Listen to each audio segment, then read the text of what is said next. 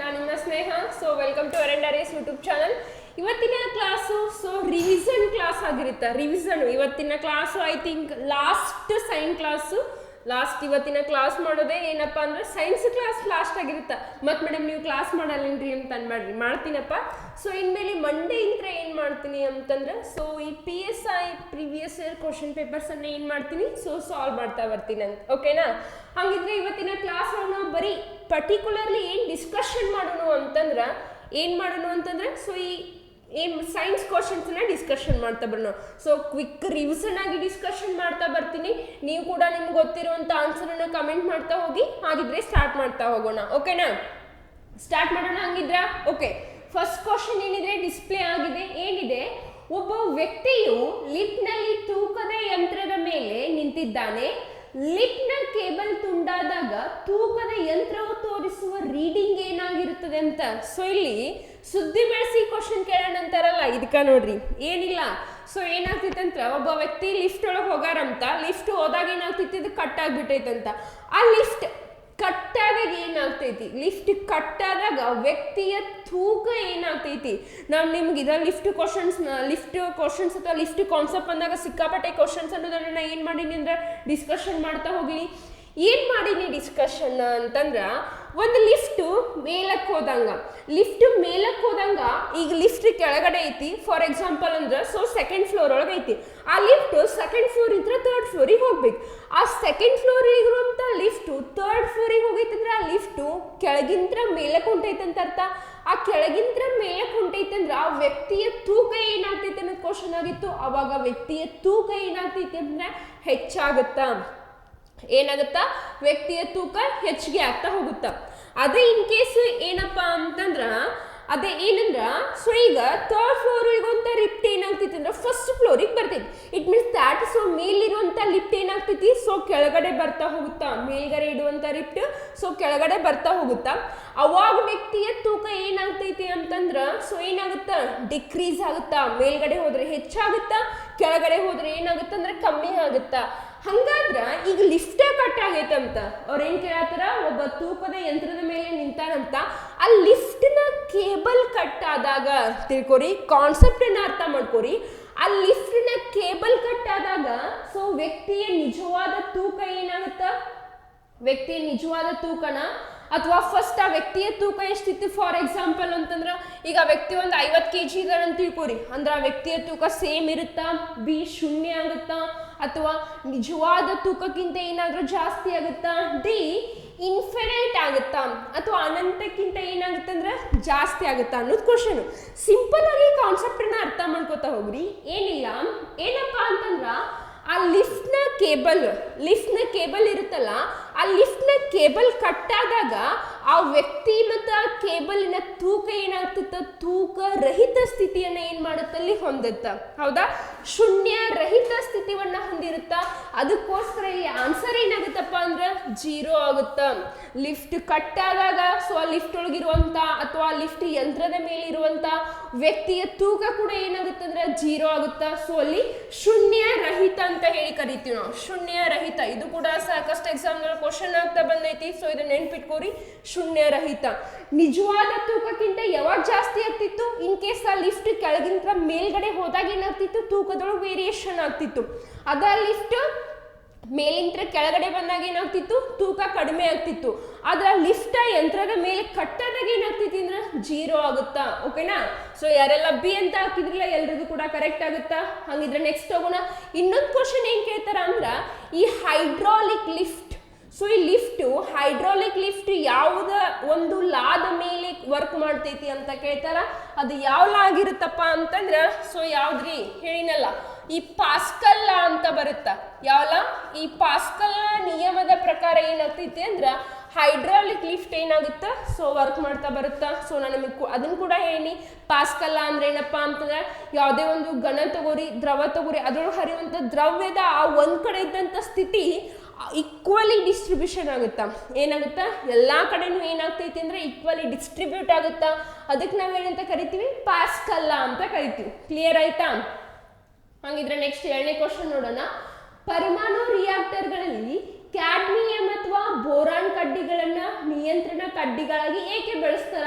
So ಇಲ್ಲಿ atomic reactor ಅಂದ್ರೆ ಪರಮಾಣು ರಿಯಾಕ್ಟರ್ದೊಳಗೆ ಏನ್ ಮಾಡ್ತಾರ, ಕ್ಯಾಡ್ಮಿಯಂ ಮತ್ತೆ ಬೋರಾನ್ ಕಡ್ಡಿಗಳನ್ನ ಯಾಕೆ ಬಳಸ್ತಾರ? ನಮ್ಗಾದ್ರೆ ಕ್ವಶನ್ ಬರುತ್ತಲ್ಲ, ಅಷ್ಟೆಲ್ಲ ಲೋಹ ಅದಾವು, ಅಷ್ಟೆಲ್ಲ ಅಲೋಹ ಅದಾವು, ಅಷ್ಟೆಲ್ಲ ಮೆಟಲಾಯ್ಡ್ಸ್ ಅದಾವು, ಯಾಕೆ ಅವ್ರು ಕ್ಯಾಡ್ಮಿಯಂ ಮತ್ತು ಬೋರಾನ್ ಅನ್ನ ಬಳಸ್ತಾರ ಅನ್ನೋದು ಕ್ವಶನ್. ಆಪ್ಷನ್ ಎ ನ್ಯೂಟ್ರಾನ್ಗಳ ವೇಗವನ್ನು ಕಡಿಮೆ ಮಾಡಲು, ಬಿ ಹೆಚ್ಚುವರಿ ನ್ಯೂಟ್ರಾನ್ಗಳನ್ನು ಹೀರಿಕೊಳ್ಳಲು, ಸಿ ವಿದಳನ ಕ್ರಿಯೆಯನ್ನು ಪ್ರಾರಂಭಿಸಲು, ಡಿ ರಿಯಾಕ್ಟರ್ ಅನ್ನ ತಂಪಾಗಿಸಲು. ಐ ಹೋಪ್ ಆನ್ಸರ್ ಮಾಡ್ತಿದ್ರಿ ಅಂತ ಅನ್ಕೊಂಡಿದ್ದೀನಿ. ಇಲ್ಲಿ ನೋಡ್ರಿ ಯಾವ್ದಾಗ್ತೈತಪ್ಪ, ಯಾಕೆ ನಾವು ಬೋರಾನ್ ಮತ್ತೆ ಕ್ಯಾಡ್ಮಿಯಂ ಅನ್ನ ಬಳಸ್ತೀವಿ ಅಂತಂದ್ರ ಅದ್ರೊಳಗೆ ಇರುವಂತ ಹೆಚ್ಚುವರಿ ನ್ಯೂಟ್ರಾನ್ಗಳನ್ನ ಅಬ್ಸರ್ವ್ ಮಾಡ್ಕೋಬೇಕು.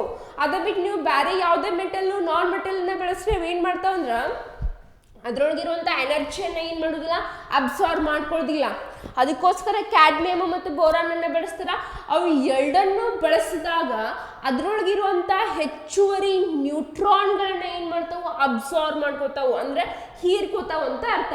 ಈಗ ನಿಮ್ಗೆ ಕ್ವಶನ್ ಬರ್ಬೋದು, ಈ ಲೋಹಗಳನ್ನ ಬಿಟ್ಟು ಬೇರೆ ಏನಾದ್ರು ಬಳಸಿದ್ರ ಇವೇನಾಗ್ತಿದ್ದು ಅಂದ್ರೆ ಅವುಗಳು ನ್ಯೂಟ್ರಾನ್ಗಳನ್ನ ಹಿರ್ಕೊಳ್ಳೋಕೆ ಸಾಧ್ಯವಾಗ್ತಿತ್ತಾ? No, it's not a possible. ಅವೇನ್ ಮಾಡ್ತಿದ್ವು ಅಂದ್ರೆ ಸೊ ಈ ನ್ಯೂಟ್ರಾನ್ಗಳನ್ನ ಅಬ್ಸಾರ್ವ್ ಮಾಡ್ಕೊಳಕ್ ಸಾಧ್ಯವಾಗ್ತಿರ್ಲಿಲ್ಲ. ತಿಳಿತಾ? ಇಲ್ಲಿ ವಿದಳನ ಕ್ರಿಯೆ ಅಂತ ಬಂದ್ರೆ ಸೊ ನ್ಯೂಕ್ಲಿಯರ್ ಫೀಸನ್ ಅಂತ ಬರುತ್ತೆ. ಫೀಸನ್ನು, ಈ ಫೀಸನ್ದೊಳಗೆ ಏನ್ ಬಳಸ್ತಾರಪ್ಪ ಅಂತಂದ್ರ ಥೋರಿಯಮ್ಮು. ಸೊ ಫೀಸನ್ದೊಳಗೆ ಏನ್ ಬಳಸ್ತಾರಿ, ಥೋರಿಯಮ್ಮು. ಮತ್ತು ಅದೇ ರೀತಿ ಏನಪ್ಪಾ ಅಂತಂದ್ರೆ ಥೋರಿಯಂ ಬದಲಾಗಿ ಇನ್ನೊಂದನ್ನ ಬಳಸ್ತಾರ. ಏನ್ ಬಳಸ್ತಾರ ಅಂತಂದ್ರ ಸೊ ಯುರೇನಿಯಮ್ಮು. ಥೋರಿಯಮ್ಮು ಮತ್ತು ಯುರೇನಿಯಂ ಅನ್ನ ಬಳಸ್ತಾರ. ಈ ಥೋರಿಯಮ್ಮು ಯುರೇನಿಯಂ, ಈ ಥೋರಿಯಂ ಯುರೇನಿಯಂ ಅನ್ನ ಯಾಕೆ ಬಳಸ್ತಾರ ಅಂತಂದ್ರ ಸೊ ನ್ಯೂಟ್ರಾನ್ಗಳ ವೇಗವನ್ನ ಜಾಸ್ತಿ ಮಾಡಾಕ. ಯಾವಾಗ ನ್ಯೂಟ್ರಾನ್ಗಳ ವೇಗ ಜಾಸ್ತಿ ಆಗತ್ತಲ್ಲ ಅವಾಗ ಜಾಸ್ತಿ ಪ್ರಮಾಣದ ಎನರ್ಜಿ ಏನಾಗ್ತೈತಿ ಅಂದ್ರೆ ರಿಲೀಸ್ ಆಗುತ್ತೆ. ಏನಾಗ್ತೈತಿ, ಸೊ ಅತಿ ಹೆಚ್ಚಿನ ಪ್ರಮಾಣದೊಳಗ ಎನರ್ಜಿ ರಿಲೀಸ್ ಮಾಡಾಕ ಯಾವ್ದನ್ನ ಬಳಸ್ತಾರ, ಅತಿ ಹೆಚ್ಚಿನ ಪ್ರಮಾಣದೊಳಗ ಎನರ್ಜಿಯನ್ನ ರಿಲೀಸ್ ಮಾಡಾಕ ಯಾವ್ದನ್ನ ಬಳಸ್ತಾರಪ್ಪ ಅಂತಂದ್ರ ಸೊ ಇದನ್ನ ಥೋರಿಯಂ ಮತ್ತೆ ಯುರೇನಿಯಂ ಅನ್ನ ಬಳಸ್ತಾರ. ಹಾಗಾದ್ರೆ ಈ ಕ್ಯಾಡ್ಮಿಯಂ ನಾವೆಲ್ಲ ಕೇಳಿದ್ದೀವಿ. ಈ ಕ್ಯಾಡ್ಮಿಯಂ ಇಂತ್ರ ಯಾವ್ದೋ ಒಂದು ರೋಗ ಬರುತ್ತಾ ಗೊತ್ತಾ? ಯಾವ್ದು ಬರುತ್ತ್ರಿ? ಈ ಕ್ಯಾಡ್ಮಿಯಂ ಇಂತ್ರ ಯಾವ್ದು ಬರುತ್ತಂದ್ರ ಸೊ ಇಟಾಯಿ ಅನ್ನುವಂಥ ರೋಗ. ಮತ್ತೆ ಇಟಲಿ ಅಂತ ಬರ್ಕೊಂಡಿರಿ. ಇಟಾಯಿ ತಿಳಿತಾ? ಅದೇ ರೀತಿ ಈ ಪಾದರಸ ಅಂತ ಬರುತ್ತ, ಮರ್ಕ್ಯೂರಿ. ಪಾದರಸದಿಂತ್ರ ಮೀನಮಾಟ ಅನ್ನುವಂಥ ರೋಗ ಬರುತ್ತ, ಮೀನಮಾಟ.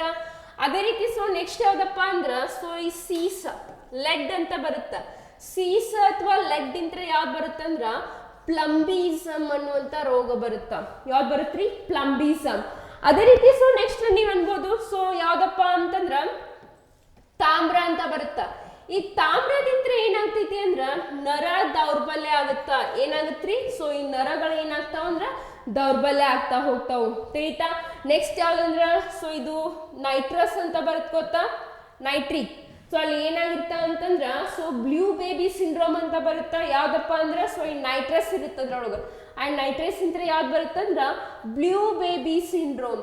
ಏನ್ರಿ ಇದು ಬ್ಲೂ ಬೇಬಿ ಸಿಂಡ್ರೋಮ್ ಅಂತಂದ್ರ ಒಬ್ಬ ನೀರಿನ ಮುಖಾಂತರ ನೈಟ್ರಸ್ ಒಬ್ಬ ತಾಯಿಯ ದೇಹದ ಒಳಗಡೆ ಹೋದಾಗ ಆ ತಾಯಿ ಒಳಗೆ ಜನಿಸಿರುವಂತ ಮಗು ಏನಾಗ್ತೈತಿ ಅಂದ್ರ ಅದ್ರ ದೇಹದ ಬಣ್ಣ ನೀಲಿ ಕಲರ್ ಆಗುತ್ತ. ಅದಕ್ಕೆ ನಾವು ಅದಕ್ಕೆ ಬ್ಲೂ ಬೇಬಿ ಸಿಂಡ್ರೋಮ್ ಅಂತ ಕರಿತೀವಿ. ತಿಳಿತಾ? ಹಾಗಿದ್ರೆ ಕ್ವಶನ್ ಕ್ಲಿಯರ್ ಆಯ್ತಾ? ಹಾಗಿದ್ರೆ ನೆಕ್ಸ್ಟ್ ಹೋಗೋಣ. ಇಲ್ಲಿ ಇನ್ನೊಂದು, ಈ ನ್ಯೂಟ್ರಾನ್ಗಳ ವೇಗವನ್ನ ಕಡಿಮೆ ಮಾಡಲು ಅಂತೈತಿ. ನಾವು ಹೆವಿ ವಾಟರ್ ಅಂತ ಕರಿತೀವಿ ಗೊತ್ತಾ, ಭಾರ ಜಲ ಅಂತ ಕರಿತೀವಿ ನೋಡ್ರಿ. Deuterium oxide are also we can call D2O. D2O what means deuterium oxide ಅಂತ ಕರಿತೀವಿ. Deuterium oxide. ಆ ಡ್ಯೂಟೇರಿಯಂ ಆಕ್ಸೈಡ್ ಏನ್ ಮಾಡ್ತೈತಿ ಅಂದ್ರೆ ನ್ಯೂಟ್ರಾನ್ಗಳ ವೇಗವನ್ನ ಕಡಿಮೆ ಮಾಡುತ್ತ. ಯಾಕೆ ನಾವು ಪರಮಾಣು ರಿಯಾಕ್ಟರ್ದೊಳಗ ಸೊ ಈ ಹೆವಿ ವಾಟರ್ ಅಥವಾ ಭಾರ ಜಲವನ್ನ ಬಳಸುವಂತ ಒಂದು ಉದ್ದೇಶ ಏನಂತಂದ್ರ ಅದು ಆ ನ್ಯೂಟ್ರಾನ್ಗಳ ವೇಗವನ್ನ ಏನ್ ಮಾಡ್ತೈತಿ ಸೊ ಕಮ್ಮಿ ಮಾಡುತ್ತಾ. ತಿಳಿತಾ? ಸೊ ಹಂಗಿದ್ರೆ ಇದು ಇನ್ನೊಂದು ನೆನ್ಪಿಟ್ಕೊಡಿ. ಇದ್ರೊಳಗೆ ಬರೀ ನ್ಯೂಟ್ರಾನ್ಗಳ ವೇಗವನ್ನ ಕಮ್ಮಿ ಮಾಡುತ್ತಾ, ಆ ರಿಯಾಕ್ಟರ್ ಅನ್ನ ಶೀತವಾಗಿ ಕೂಡ ಮಾಡಕ್ಕೆ ಏನ್ ಮಾಡುತ್ತೆ, ಹೆಲ್ಪ್ ಮಾಡುತ್ತಾ. ಶೀತ ಮೀನ್ಸ್ ವಾಟ್? ಕೂಲಂಟ್ ಅಂತ ಕರಿತೀವಲ್ಲ, ಕೂಲ್ ಆಗಕ್ಕ. ಹಂಗಿದ್ರೆ ನೆಕ್ಸ್ಟ್ ಹೋಗೋಣ. ಓಕೆ, ವಾತಾವರಣದ ಅನುಪಸ್ಥಿತಿಯಲ್ಲಿ ಚಂದ್ರನ ಮೇಲ್ಮೈಯಿಂದ ನೋಡಿದಾಗ ಆಕಾಶವು ಯಾವ ಬಣ್ಣದಲ್ಲಿ ಕಾಣುತ್ತದೆ? ಸೊ ಈಗ ಕ್ವಶನ್ ಇದು PSI ಕ್ವಶನ್ ಆಗಿತ್ತು. ಬಾಹ್ಯಾಕಾಶಕ್ಕೆ ಹೋದಂತ ಯಾತ್ರಿಕರಿಗೆ ಆಕಾಶ ಯಾವ ಬಣ್ಣದೊಳಗೆ ಕಾಣ್ತೈತಂತ. ಆಪ್ಷನ್ ಎ ನೀಲಿ, ಆಪ್ಷನ್ ಬಿ ಬಿಳಿ, ಆಪ್ಷನ್ ಸಿ ಕಪ್ಪು, ಆಪ್ಷನ್ ಡಿ ಕೆಂಪು. ಸೊ ಪಟಾಪಟ್ ಅಂತ ಆನ್ಸರ್ ಮಾಡ್ರಿ ನೋಡೋಣ. ಯಾವ್ದಾಗ್ತೈತಪ್ಪ ಅಂದ್ರ ಬ್ಲ್ಯಾಕ್. ನಾವೇನು ಕಪ್ಪು ಅಂತ ಕರಿತೀವಲ್ಲ ಬ್ಲ್ಯಾಕ್. ಯಾಕ ನೀವು ಕೇಳ್ಬೋದು, ಯಾಕೆ ಕಪ್ಪಾಗಿ ಕಾಣುತ್ರಿ, ಅಷ್ಟೆಲ್ಲ ಕಲರ್ಸ್ ಯಾಕೆ ಬ್ಲ್ಯಾಕ್ ಕಲರ್ ಕಾಣುತ್ತಪ್ಪ ಅಂತಂದ್ರ ಅಲ್ಲಿ ಯಾವುದೇ ರೀತಿಯ ವಾತಾವರಣ ಇರುವುದಿಲ್ಲ. ದೇರ್ ಇಸ್ ನೋ ಅಟ್ಮಾಸ್ಫಿಯರ್ ಅಂತ ಕರಿತೀವಿ. ಸೊ ಏನಾಗುತ್ತಾ, ಅಬ್ಸೆನ್ಸ್ ಆಫ್ ಅಟ್ಮಾಸ್ಫಿಯರ್ ಅಥವಾ ಯಾವುದೇ ರೀತಿಯ ವಾತಾವರಣ ಏನಾಗ್ತೈತಿ ಅಂತಂದ್ರ ಏನಾಗತ್ರಿ, ಆ ವಾತಾವರಣ ಎಲ್ಲಿರುದಿಲ್ಲ ಅಂತಂದ್ರ ಸೊ ಆ ಮೇಲ್ಗಡೆ ಹೆಂಗ ನಾವು ಮೇಲ್ಗಡೆ ಹೋಗ್ತೀವಲ್ಲ ಆ ಬಾಹ್ಯಾಕಾಶಕ್ಕೆ ಹೋದಂಗ ಏನಾಗ್ತೈತಿ, ವಾತಾವರಣ ಪ್ರಮಾಣ ಕಡಿಮೆ ಆಗ್ತಾ ಬರುತ್ತಾ. ಅದೇ ಇನ್ನೊಂದು ಕ್ವಶನ್ ಅನ್ನ ಕೇಳಿದ್ರು, ಈಗ ಮೇಲ್ಗಡೆ ಬಾಹ್ಯಾಕಾಶಕ್ಕೆ ಹೋದಂತ ವ್ಯಕ್ತಿ ಒಂದು ಸ್ಪೂನ್ ಅನ್ನ ಒಯ್ತಾನ, ಒಂದು ಚಮಚೆಯನ್ನ. ಆ ಚಮಚೆ ಸೊ ಆ ಬಾಹ್ಯಾಕಾಶಕ್ಕೆ ಹೋದಂತ ಯಾವ ದಿಕ್ಕಿನೊಳಗೆ ಹೋಗ್ತೈತೆ ಅಂತ ಕ್ವಶನ್ ಅನ್ನ ಕೇಳಿದ್ರು. ಇದು ಕೂಡ PSI ಕ್ವಶನ್, ಇದು ಕೂಡ ಒಂದು ಎಕ್ಸಾಮ್ ನಡೆದಂತ PSI ಕ್ವಶನ್ ಆಗಿದೆ. ಯಾವ್ದಂದ್ರೆ ಸಿಂಪಲ್ ಆಗಿ ತಿಳ್ಕೊರಿ, ಅಲ್ಲೇನ ಬಾಹ್ಯಾಕಾಶಕ್ಕೆ ಹೋಗಿರ್ತಾನಲ್ಲ ಆ ಬಾಹ್ಯಾಕಾಶಕ್ಕೆ ಹೋದಂತ ನೌಕೆ ಯಾವ ದಿಕ್ಕೊಳಗೆ ಹೋಗುತ್ತಲ್ಲ ಸ್ಪೂನ್ ಕೂಡ ಅದೇ ದಿಕ್ಕೊಳಗೆ ಹೋಗುತ್ತಾ. It's a very simple concept ಇದು, ತಿಳಿತಾ? ಹಂಗಿದ್ರೆ ನೆಕ್ಸ್ಟ್ ನೀಲಿ ಅಂತದ. ಈ ನೀಲಿ ಏನಪ್ಪ ಅಂತಂದ್ರ ಈ ದ್ವಿತೀಯ ಸಂಶ್ಲೇಷಣೆ, ಫೋಟೋಸಿಂಥಸಿಸ್ ಅಂತ ಬರುತ್ತ.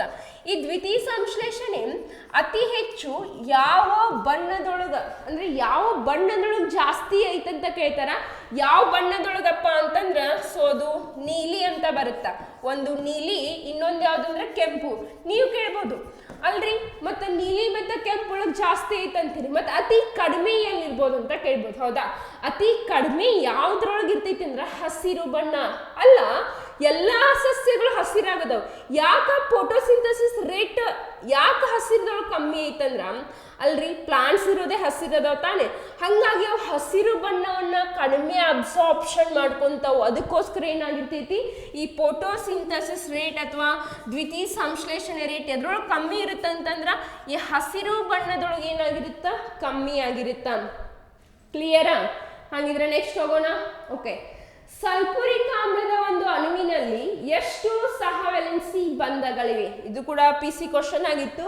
ಸೊ ಎಷ್ಟಿದಾವು? ಫಸ್ಟಿಗೆ ನಿಮ್ಗೆ ಇದು ತಿಳಿಬೇಕಂದ್ರ ಸಲ್ಫ್ಯೂರಿಕ್ ಫಾರ್ಮುಲಾ ಗೊತ್ತಿರ್ಬೇಕು. Sulphuric acid H2SO4. ಹಾಗಾದ್ರೆ ಈಗ ಹೇಳ್ರಿ ನೋಡೋಣ, ಸಲ್ಫ್ಯೂರಿಕ್ ಆಮ್ಲದ ಒಂದು ಅಣುವಿನಲ್ಲಿ ಎಷ್ಟು ಸಹವೆಲೆನ್ಸಿ ಕೋವೆಲೆಂಟ್ ಬಾಂಡ್ಗಳದ ಅಂತ ಕೇಳತ್ತಾರ. ಇದನ್ನ ಪ್ರೀವಿಯಸ್ ಅಲ್ಲಿ ಯಾವ ರೀತಿ ಕ್ವಶನ್ ಅನ್ನ ಕೇಳಿದ್ದ ಅಂದ್ರ ಈ ಸಲ್ಫ್ಯೂರಿಕ್ ಒಳಗ ಸೊ ಎಷ್ಟು ಸಲ ಸಲ್ಫೈಡ್ ಆಕ್ಸಿಡೈಸ್ಡ್ ಆಗೈತೆ ಅನ್ನೋದು ಕ್ವಶನ್ ಅನ್ನ ಕೇಳಿದ್. ಎಷ್ಟು ಸಲ ಸಲ್ಫೈಡ್ ಆಕ್ಸಿಡೈಸ್ಡ್ ಆಗೈತಂದ್ರ ನಾನು ಈಸಿಯಾಗಿ ಹೇಳ್ಬೋದಿತ್ತು 4 times ಆಕ್ಸಿಡೈಸ್ ಆಗೈತಂತ. ಬಟ್ ಅವ್ರು ಈಗ ಏನ್ ಕೇಳತ್ತಾರ ಅಂದ್ರ ಎಷ್ಟು ಕೋವೆಲೆಂಟ್ ಬಾಂಡ್ ಅಂತ ಕೇಳತ್ತಾರ. Option A 4, option B 2, option C 8, option D 6 ಅಂತ ಐತಿ.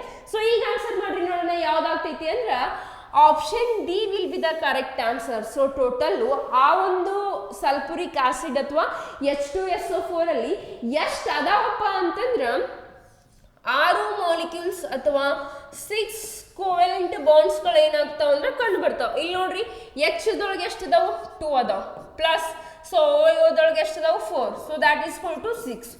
ಇದನ್ನ ಈಸಿಯಾಗಿ ನಾವು ಏನ್ ಮಾಡ್ಬೋದು ಅಂದ್ರೆ ಫೈಂಡ್ ಔಟ್ ಮಾಡ್ಬೋದು. ಓಕೆನಾ? ಹಂಗಾದ್ರೆ ನೆಕ್ಸ್ಟ್ ಸಲ್ಫ್ಯೂರಿಕ್ ಆಸಿಡ್ ಇದು ಯೂಸಸ್ ಇದು ಎಲ್ಲಿರುತ್ತಪ್ಪ ಜಾಸ್ತಿ ಅಂದ್ರ ಇದ್ರೊಳಗೆ ಒಂದಿಷ್ಟು ಪಾಯಿಂಟ್ ಅನ್ನ ನೆನ್ಪಿಟ್ಕೋರಿ. ಇದಕ್ಕೆ ಏನಂತ ಕರೀತಾರ ಅಂದ್ರ ಆಯಿಲ್ ಆಫ್ ವಿಟ್ರಿಯೋಲ್ ಅಂತ ಕರೀತಾರ. ಏನ್ ಕರೀತಾರ? ಆಯಿಲ್ ಆಫ್ ವಿಟ್ರಿಯೋಲ್ ಅಂತ ಯಾವ್ದನ್ನ ಕರೀತಾರ ಅಂದ್ರ ಇದ ಸಲ್ಫ್ಯೂರಿಕ್ ಆಸಿಡ್ ಅನ್ನ ಕರೀತಾರ. ನೆಕ್ಸ್ಟ್ ಈ ಸಲ್ಫ್ಯೂರಿಕ್ ಆಸಿಡ್ ಅನ್ನ ನಾವು ಎಲ್ಲಿ ಯೂಸ್ ಮಾಡ್ತೀವಿ ಅಂದ್ರ ಬ್ಯಾಟ್ರಿ ಒಳಗೆ ಯೂಸ್ ಮಾಡ್ತೀವಿ. ನೆಕ್ಸ್ಟ್ ಈರುಳ್ಳಿ ಒಳಗಿರುವಂತ ಆಮ್ಲ ಯಾವ್ದಂತ ಕರೀತಾರ, ಅದು ಕೂಡ ಸಲ್ಫ್ಯೂರಿಕ್. ನೆಕ್ಸ್ಟ್ ಈ ಬೆಳ್ಳುಳ್ಳಿ ಒಳಗಿರುವಂತ ಆಮ್ಲ ಯಾವ್ದಂದ್ರೆ ಅದು ಕೂಡ ಸಲ್ಫ್ಯೂರಿಕ್. ನೆಕ್ಸ್ಟ್ ಈ ಕೂದಲು ಮತ್ತ ಉಗುರು ಸುಟ್ಟಾಗ ವಾಸನೆ ಬರುತ್ತಲ್ಲ, ಕೂದಲು ಮತ್ತು ಉಗುರು ಸುಟ್ಟಾಗ ವಾಸನೆ ಎದಕ್ಕೆ ಬರುತ್ತಪ್ಪ ಅಂದ್ರೆ because of the presence of the sulphuric acid.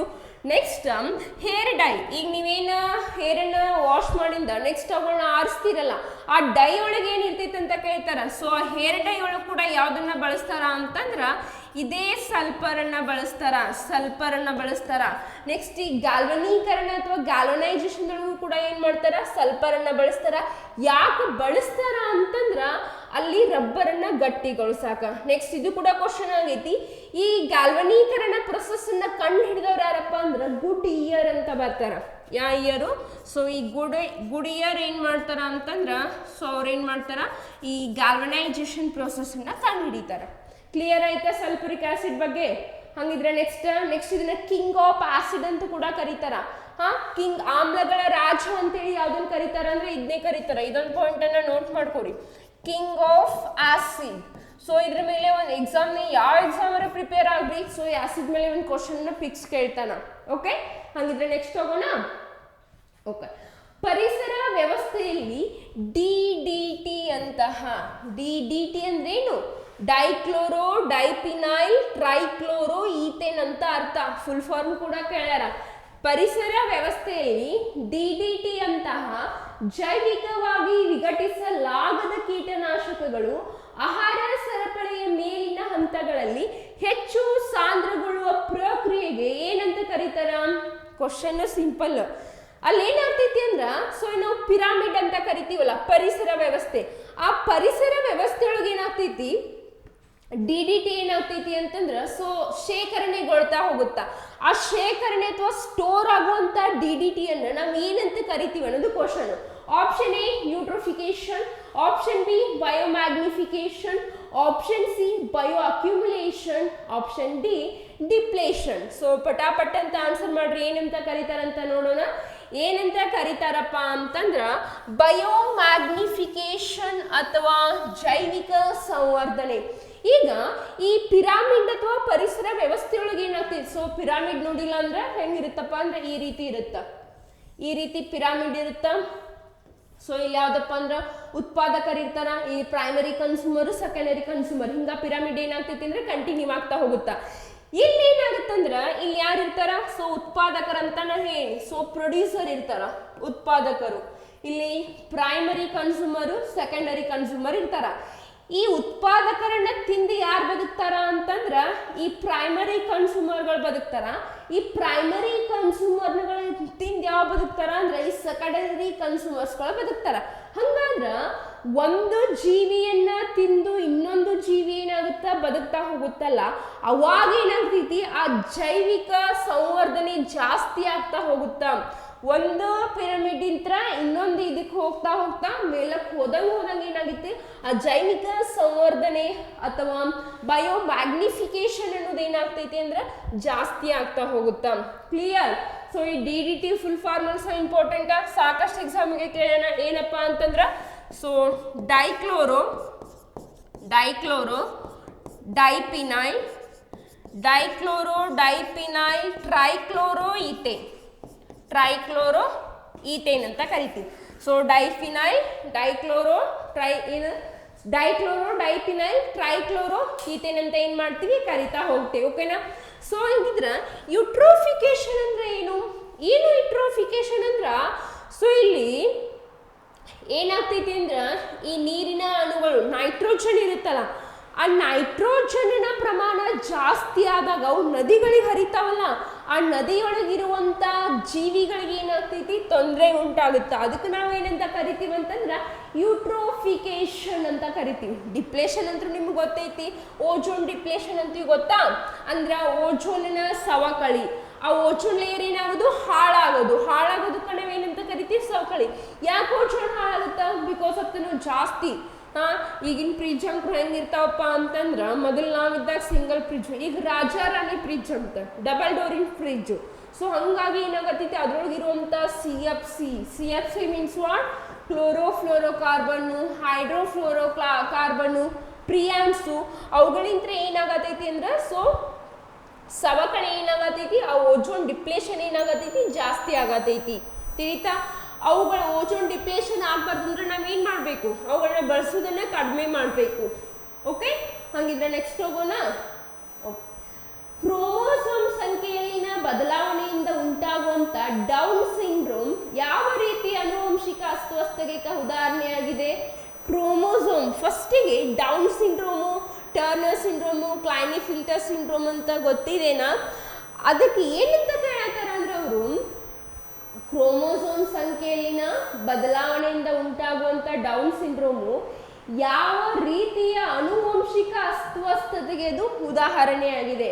Option A gene mutation, option B aneuploidy, option B polyploidy, option D ಅಂದ್ರೆ ಲಿಂಗ ಸಂಯೋಜಿತ ಆನುವಂಶಿಕತೆ ಅಂದ್ರೆ ಸೆಕ್ಸ್ಡ್ ಲಿಂಕ್ಡ್ ಇನ್ಹೆರಿಟೆನ್ಸ್ ಅಂತ ಕರಿತೀವಲ್ಲ ಅದು. ಸೊ ಇಲ್ಲಿ ಯಾವ್ದಪ್ಪ ಅಂತ ಅನ್ನೋಕ್ಕಿಂತ ಮುಂಚೆ ನಾವೇನ್ ಮಾಡೋಣ ಅಂತಂದ್ರ, ಸೊ ಈ ಕ್ರೋಮೋಸೋಮ್ ಅಂದ್ರೇನು, ಕ್ರೋಮೋಸೋಮ್ ಟೈಪ್ಸು, ಈ ಕ್ರೋಮೋಸೋಮ್ಗಳ ವೇರಿಯೇಷನ್ ಆದ್ರೆ ಬರುವಂತ ಡಿಸೀಸ್ ಅನ್ನ ತಿಳ್ಕೊಂಡು ಬರೋಣ. ಓಕೆನಾ? ಹಂಗಾದ್ರೆ ಕ್ರೋಮೋಸೋಮು, ಈ ಕ್ರೋಮೋಸೋಮ್ದೊಳಗೆ ನಾವು ಏನನ್ನ ಮಾಡ್ತೀವಿ ಅಂದ್ರೆ, ಸೊ ಕ್ರೋಮೋಸೋಮ್ ನಾವು ಇದಕ್ಕೆ ವರ್ಣತಂತು ಅಂತ ಕರಿತೀವಿ. ಈ ಕ್ರೋಮೋಸೋಮ್ದೊಳಗ ಸೊ ನಾವ್ ಏನ್ ಮಾಡ್ತೀವಿ ಅಂದ್ರೆ ಎರಡು ಪ್ರಕಾರಗಳನ್ನ ಮಾಡ್ತೀವಿ. ಒಂದು ಅಟೋಸೋಮ್ ಅಂತ ಬರುತ್ತಾ, ಒಂದ್ ಯಾವ್ದಪ್ಪ ಅಟೋಸೋಮ್ ಅಂತ ಬರುತ್ತಾ, ಇನ್ನೊಂದ್ ಯಾವ್ದಪ್ಪ ಅಂತಂದ್ರ ಇನ್ನೊಂದ್ ಯಾವ್ದ್ರಿ ಅಲೋಸೋಮ್ ಅಂತ ಬರುತ್ತೆ. ಅಟೋಸೋಮ್ಸ್ ಅಂದ್ರೆ ಏನ್? So these are the somatical body characters. ಅವು ಏನ್ ಮಾಡ್ತಾವು? ಸೊ ನಮ್ಮ ಬಾಡಿ ಕ್ಯಾರೆಕ್ಟರ್ ಎಕ್ಸ್ಟರ್ನಲ್ ಅಪಿಯರೆನ್ಸ್ ಅನ್ನ ಯಾವ ಶೋ ಮಾಡ್ತಾವಪ್ಪ ಅಂದ್ರ ಅಟೋಸೋಮ್ಸ್. ಹಂಗಾದ್ರೆ ಇವು ಎಷ್ಟಿರ್ತಾವಪ್ಪ ಅಂತಂದ್ರ 22 ಪೇರ್ಸ್ ಅಂದ್ರೆ 22 ಜೊತೆ ಏನ್ ಮಾಡ್ತಾವ ಇರ್ತಾ ಹೋಗ್ತಾವ.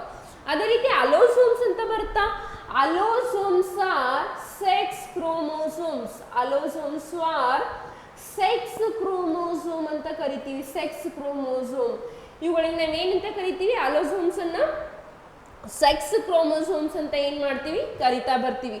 ಇವುಗಳು ಎಷ್ಟಿರ್ತಾವ ಅಂದ್ರೆ ಸೊ ಕೇವಲ 2 ಪೇರ್ಸ್ ಇರ್ತಾವ.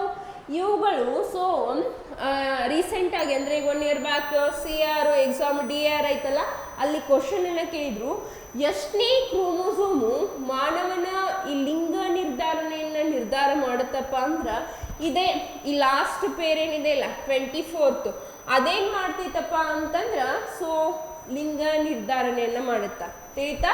23, 24 ಅದೇ 23ನೇದು ಏನ್ ಮಾಡ್ತೈತಿ ಅಂದ್ರೆ ಲಿಂಗ ನಿರ್ಧಾರಣೆಯನ್ನ ಮಾಡ್ತಾ ಹೋಗುತ್ತ.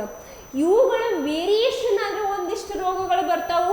ಒಂದೇದ ಯಾವ್ದಪ್ಪ ಅಂತಂದ್ರ ಡೌನ್ ಸಿಂಡ್ರೋಮ್ ಅಂತ ಬರುತ್ತಾ. ಡೌನ್ ಸಿಂಡ್ರೋಮ್ ಅಂದ್ರೆ ಏನು? ಸಿಂಪಲ್ ಆಗಿ ಏನ್ ಡೌನ್ ಸಿಂಡ್ರೋಮು? ಈ ಡೌನ್ ಸಿಂಡ್ರೋಮಿಗೆ ನಾವು 21st ಟ್ರೈಸೋಮಿ ಅಂತೀವಿ. ಡೌನ್ ಸಿಂಡ್ರೋಮಿಗೆ ಏನಂತ ಕರಿತೀವಿ? 21st ಟ್ರೈಸೋಮಿ ಅಥವಾ 21ನೇ ಜೊತೆ ಕ್ರೋಮೋಸೋಮ್ ಅಂತ ಏನ್ ಮಾಡ್ತೀವಿ ಕರಿತೀವಿ. ಯಾಕೆ ಇದಕ್ಕೆ 21st ಅಂತ ಕರೀತಾರ ಅಂತಂದ್ರ 21ನೇ ಜೊತೆ ಕ್ರೋಮೋಸೋಮ್ದೊಳಗೆ ಏನಾಗ್ತೈತಿ ಅಂತಂದ್ರ ಬದಲಾವಣೆ ಆಗುತ್ತಾ, ವೇರಿಯೇಷನ್ ಏನಾಗುತ್ತಂದ್ರ ಆಗ್ತಾ ಬರುತ್ತಾ. ಓಕೆನಾ? ಹಾಗಿದ್ರೆ ನೆಕ್ಸ್ಟ್ ಈ ಡೌನ್ ಸಿಂಡ್ರೋಮು ಹುಡುಗರೊಳಗೂ ಕಂಡು ಬರುತ್ತಾ, ಹುಡುಗಿಯರು ಇಟ್ ಮೀನ್ಸ್ ಎಲ್ಲಿ ಆಗುತ್ತಪ್ಪ ಅಂದ್ರೆ ಮಹಿಳೆಯರೊಳಗೂ ಕಂಡು ಬರುತ್ತಾ, ಪುರುಷರೊಳಗೂ ಈ ಡಿಸೀಸಸ್ ಕಂಡು ಬರುತ್ತಾ. ಹಂಗಂದ್ರ ಈ ಡೌನ್ ಸಿಂಡ್ರೋಮ್ ಆಗಿರುವಂತ ಎಫೆಕ್ಟ್ ಏನು, ಡಿಸೀಸಸ್ ಏನ್ ಬರ್ಬೋದು ಅಂತಂದ್ರ ಡೌನ್ ಸಿಂಡ್ರೋಮ್ ಇಂದ ಏನೇನಾಗ್ತಾ ಹೋಗುತ್ತಾ? ಸೊ ಮೆಂಟಲಿ ಡಿಸಾರ್ಡರ್, ಮಾನಸಿಕ ಅಸ್ವಸ್ಥತೆ ಆಗಿರುತ್ತಾ. ಆಮೇಲೆ ಅವ್ರ ಫಿಂಗರ್ಸ್ ನಿಮ್ಮ ತರ ಈ ರೀತಿ ಇರೋದಿಲ್ಲ, short forms. So short forms means what? ನಾನು ಹೇಳ್ತೀನಿ ತಡೀರಿ. ಈ ರೀತಿ ಫಿಂಗರ್ಸ್ ಇರ್ತಾವ ಈ ರೀತಿ. ಮತ್ತು ಮೇಡಮ್ ನಿಮಗೆ ಡೌನ್ ಸಿಂಡ್ರೋಮ್ ಬಂದೈತೇನ್ರಿ ಅಂತ ಅನ್ನಕ್ಕೆ ಹೋಗ್ಬೇಡ್ರಿ, ನಂಗೆ ಬಂದಿಲ್ಲ, just I will show you. ಈ ರೀತಿ ಏನಿರ್ತಾವ ಅವುಗಳು ಶಾರ್ಟ್ ಫಾರ್ಮ್ಸ್ ಇರ್ತಾವ. ಆಮೇಲೆ ಫೈರೋಡ್ ಟಂಗ್, ನಾಲಿಗೆ ಏನಿರುತ್ತೆ ಅಂದ್ರೆ ಈ ರೀತಿ ಇರುತ್ತೆ. ಈ ರೀತಿ ಮೀನ್ಸ್ ನಮ್ಮ ಥರ ನಾಲ್ಗೆ ಇರಲ್ಲ, ಫೈರೋಡ್ ಟಂಗ್ ಇರುತ್ತೆ. ಆಮೇಲೆ ಕಣ್ಣು ಗುಡ್ಡೆಗಳು ಒಳಗೆ ಹೋಗಿದಂಗೆ ಆಗಿರ್ತಾವು. ಕಾಲು ಕೂಡ ಅಗ್ದಿ ಸಣ್ಣ ಇರ್ತಾವು, ಬಳೆ ಕೂಡ ಅಗ್ದಿ ಇಷ್ಟಿಷ್ಟ ಇರ್ತಾವು. ಇವೆಲ್ಲಾನು ಏನಂದ್ರೆ ಈ ಡೌನ್ ಸಿಂಡ್ರೋಮು.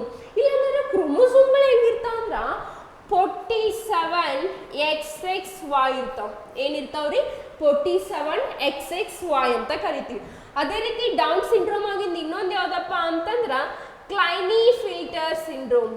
ಕ್ಲೈನಿಫಿಲ್ಟರ್ ಸಿಂಡ್ರೋಮ್ ಏನು? ಕ್ಲೈನಿಫಿಲ್ಟರ್ ಸಿಂಡ್ರೋಮು ಇಲ್ಲಿ ಕ್ರೋಮೋಸೋಮ್ಗಳು ಹೆಂಗಿರ್ತಾವಪ್ಪ ಅಂತಂದ್ರ 47XXY ಇರ್ತಾವ.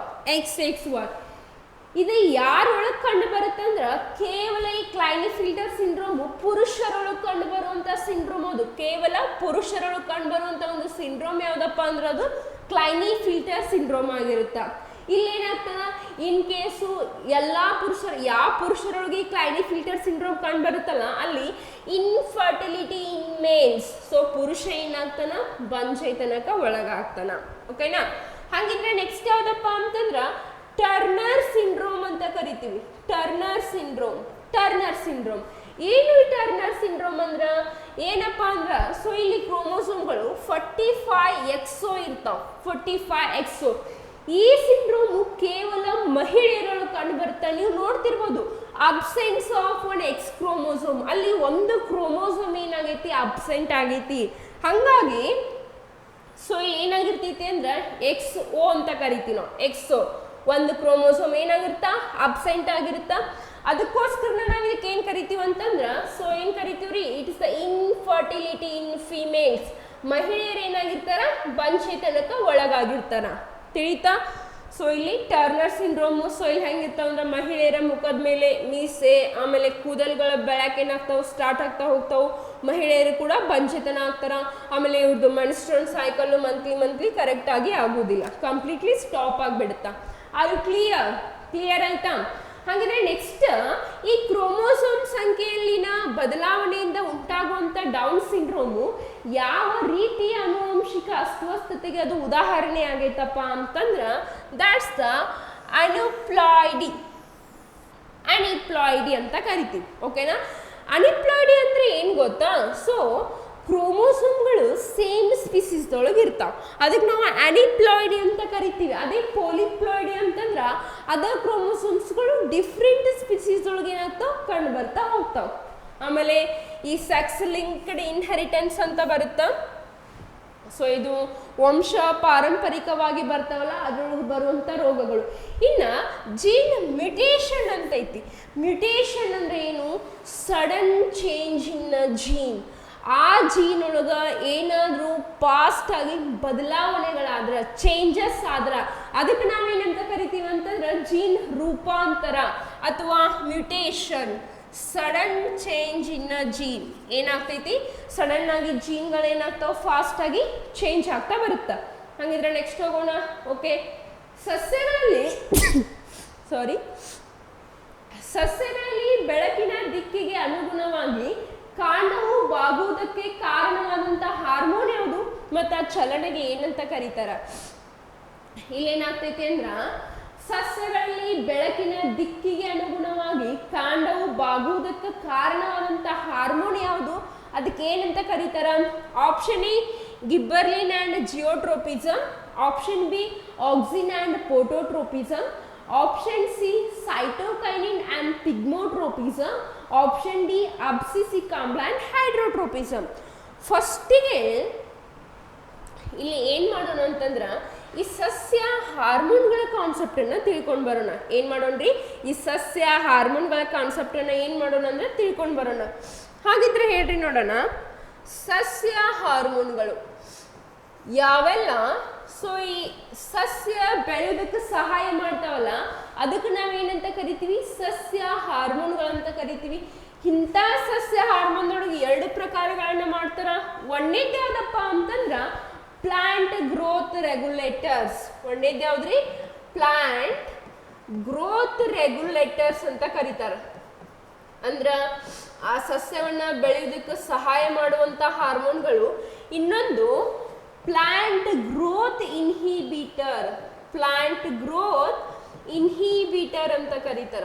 Plant growth inhibitor. ಓಕೆನಾ? ಹಾಗಾದ್ರೆ ಹೇಳಿ ನೋಡೋಣ, ಸಸ್ಯ ಬೆಳೆಯಕ್ಕೆ ಯಾವೆಲ್ಲ ಹಾರ್ಮೋನ್ಗಳ ಸಹಾಯ ಮಾಡ್ತಾವಪ್ಪ ಅಂತಂದ್ರ ಒಂದನೇದ್ದು ಆಕ್ಸಿನ್ ಅಂತ ಬರುತ್ತಾ, ಎರಡನೇದ್ದು ಗಿಬ್ಬರ್ಲಿನ್ ಅಂತ ಬರುತ್ತಾ, ಮೂರನೇದು ಯಾವ್ದು ಬರುತ್ತಪ್ಪ ಅಂತಂದ್ರ ಸೈಟೋಕೈನಿನ್ ಅಂತ ಬರುತ್ತಾ. ಯಾವ ಕೈನಿನಪ್ಪ? ಈ ಸೈಟೋಕೈನಿನ್ ಅನ್ನೋದು. ಹೌದಾ? ಹಂಗಂದ್ರೆ ಆಕ್ಸಿನ್ ಎಲ್ಲಿರುತ್ತ? ಯಾವುದೇ ಒಂದು ಸಸ್ಯ ಬೆಳೆದು ಬೆಳಕಿನ ಕಡೆಗೆ ಮುಖ ಮಾಡುವುದು, ಯಾವ ಪ್ಲಾಂಟ್ ಅಲ್ರಿ, ಒಟ್ಟ ಪ್ಲಾಂಟ್ ಬೆಳೆದು ಬೆಳಕಿನ ಕಡೆಗೆ ಮುಖ ಮಾಡುತ್ತಾ, that's the presence of the auxin ಅಷ್ಟೇ. ಸೊ ಅದರೊಳಗೆ ಯಾವುದೇ ಒಂದು ಸಸ್ಯ ಆಗಲಿ ಈಗ ಸೂರ್ಯನ ಕಡೆಗೆ ಬೆಳೆದು ಬೆಳಕಿನ ಕಡೆಗೆ ಮುಖ ಮಾಡುತ್ತಲ್ಲ ಅದ್ರೊಳಗೆ ಯಾವ ಹಾರ್ಮೋನ್ ಇರ್ತೈತಿ ಅಂದ್ರೆ ಪ್ರೆಸೆನ್ಸ್ ಆಫ್ ದ ಆಕ್ಸಿನ್ ಇರುತ್ತೆ. ಆಕ್ಸಿನ್ ಕಂಪ್ಲೀಟ್ಲಿ ಏನಾಗಿರುತ್ತೆ? ಪ್ರೆಸೆಂಟ್ ಆಗಿರುತ್ತೆ. ಹಾಗಾದ್ರೆ ನೆಕ್ಸ್ಟ್ ಇದ ಆಕ್ಸಿನ್ ಮತ್ತೆ ಕಂಡು ಬರುತ್ತಂದ್ರ ಒಂದು ಗಿಡದೊಳಗ ಗಿಡ ಇರುತ್ತೆ. ಆ ಗಿಡದೊಳಗ ಎಲೆಗಳು ಆಮೇಲೆ ಹಣ್ಣುಗಳು ಹೂಗಳು ಕಾಯಿಗಳು ಉದುರ್ಲಾರ್ದಂಗೆ ಯಾವ್ದು ನಿಯಂತ್ರಣ ಮಾಡುತ್ತಂದ್ರೆ ಇದ ಆಕ್ಸಿನ್ ಮಾಡುತ್ತಾ. ಏನ್ ಮಾಡುತ್ತೆ? ಯಾವುದನ್ನು ಉದುರಿಸಿ ಕೊಡುವುದಿಲ್ಲ. ಈ ಆಕ್ಸಿನ್ ಎಲ್ಲಿರುತ್ತಂದ್ರೆ tip of the root and tip of the stem. ಹೌದಾ? ಆ ಸ್ಟೆಮ್ ಆಗಿರ್ಬೋದು ರೂಟ್ ಒಳಗೆ ಏನಿರ್ತಾ ಬರುತ್ತ ಬರುತ್ತಂದ್ರ ಆಕ್ಸಿನ್ ಇರ್ತಾ ಬರುತ್ತಾ. ಕ್ಲಿಯರ್ ಆಯ್ತಾ? ಹಾಗಿದ್ರ ಫಸ್ಟಿಗೆ ಕಂಡು ಹಿಡಿದಂತ ಹಾರ್ಮೋನ್ ಯಾವುದು, ಫಸ್ಟಿಗೆ ಡಿಸ್ಕವರ್ ಮಾಡಿದಂತ ಪ್ಲಾಂಟ್ ಹಾರ್ಮೋನ್ ಕೂಡ ಅಂದ್ರೆ ಯಾವ್ದು, ಇದೇ ಆಕ್ಸಿನ್, ಯಾವುದು ಅಲ್ಲ ಇದೇ ಆಕ್ಸಿನ್ ಅಂತನ ಫಸ್ಟ್ಗೆ ಕಂಡು ಹಿಡಿದಂತ ಹಾರ್ಮೋನ್. ನೆಕ್ಸ್ಟ್ ಗಿಬ್ಬರ್ಲಿನ್ ಅಂತ ಬರುತ್ತಾ. ಈ ಗಿಬ್ಬರ್ಲಿನ್ ಏನ್ ಮಾಡುತ್ತಂದ್ರ ಮೊಳಕೆ ಹೊಡೆದ ಕಾಳೊಳಗೆ ಏನಾಗುತ್ತಾ ಕಂಡು ಬರ್ತಾ ಹೋಗುತ್ತಾ. ಇದು ಕೂಡ ಟಿಪ್ ಆಫ್ ದ ರೂಟ್ ಮತ್ತು ಶೂಟ್ ಒಳಗೆ ಕಂಡು ಬರುತ್ತಾ. ತಿಳಿತಾ? ಸೈಟೋಕೈನಿನು ಸೊ ಮೇನ್ ಫಂಕ್ಷನ್ ಇದ್ರದ್ದು ಏನಂದ್ರ ಸೆಲ್ ಡಿವಿಷನ್, ಕೋಶ ವಿಭಜನೆಗೆ ಸಹಾಯ ಮಾಡುವಂತ ಹಾರ್ಮೋನ್ ಯಾವ್ದಪ್ಪ ಅಂತ ಕೇಳ್ತಾರ, ಸೈಟೋಕೈನಿನ್ ಆಗಿರುತ್ತಾ. ನೆಕ್ಸ್ಟ್ ಪ್ಲಾಂಟ್ ಗ್ರೋತ್ ಇನ್ಹಿಬಿಟರ್ ಅಂತ ಬರುತ್ತಾ. ಪ್ಲಾಂಟ್ ಗ್ರೋತ್ ಇನ್ಹಿಬಿಟರ್ ಇಲ್ಲಿ ಯಾವ ಬರ್ತಾವಪ್ಪ ಅಂತಂದ್ರ ಸೊ ಒಂದು ಇಥಿಲೀನ್ ಅಂತ ಬರುತ್ತಾ, ಇಥಿಲೀನು, ಇನ್ನೊಂದು ಅಬ್ಸಿಸಿಕ್ ಆಮ್ಲ ಅಂತ ಬರುತ್ತಾ.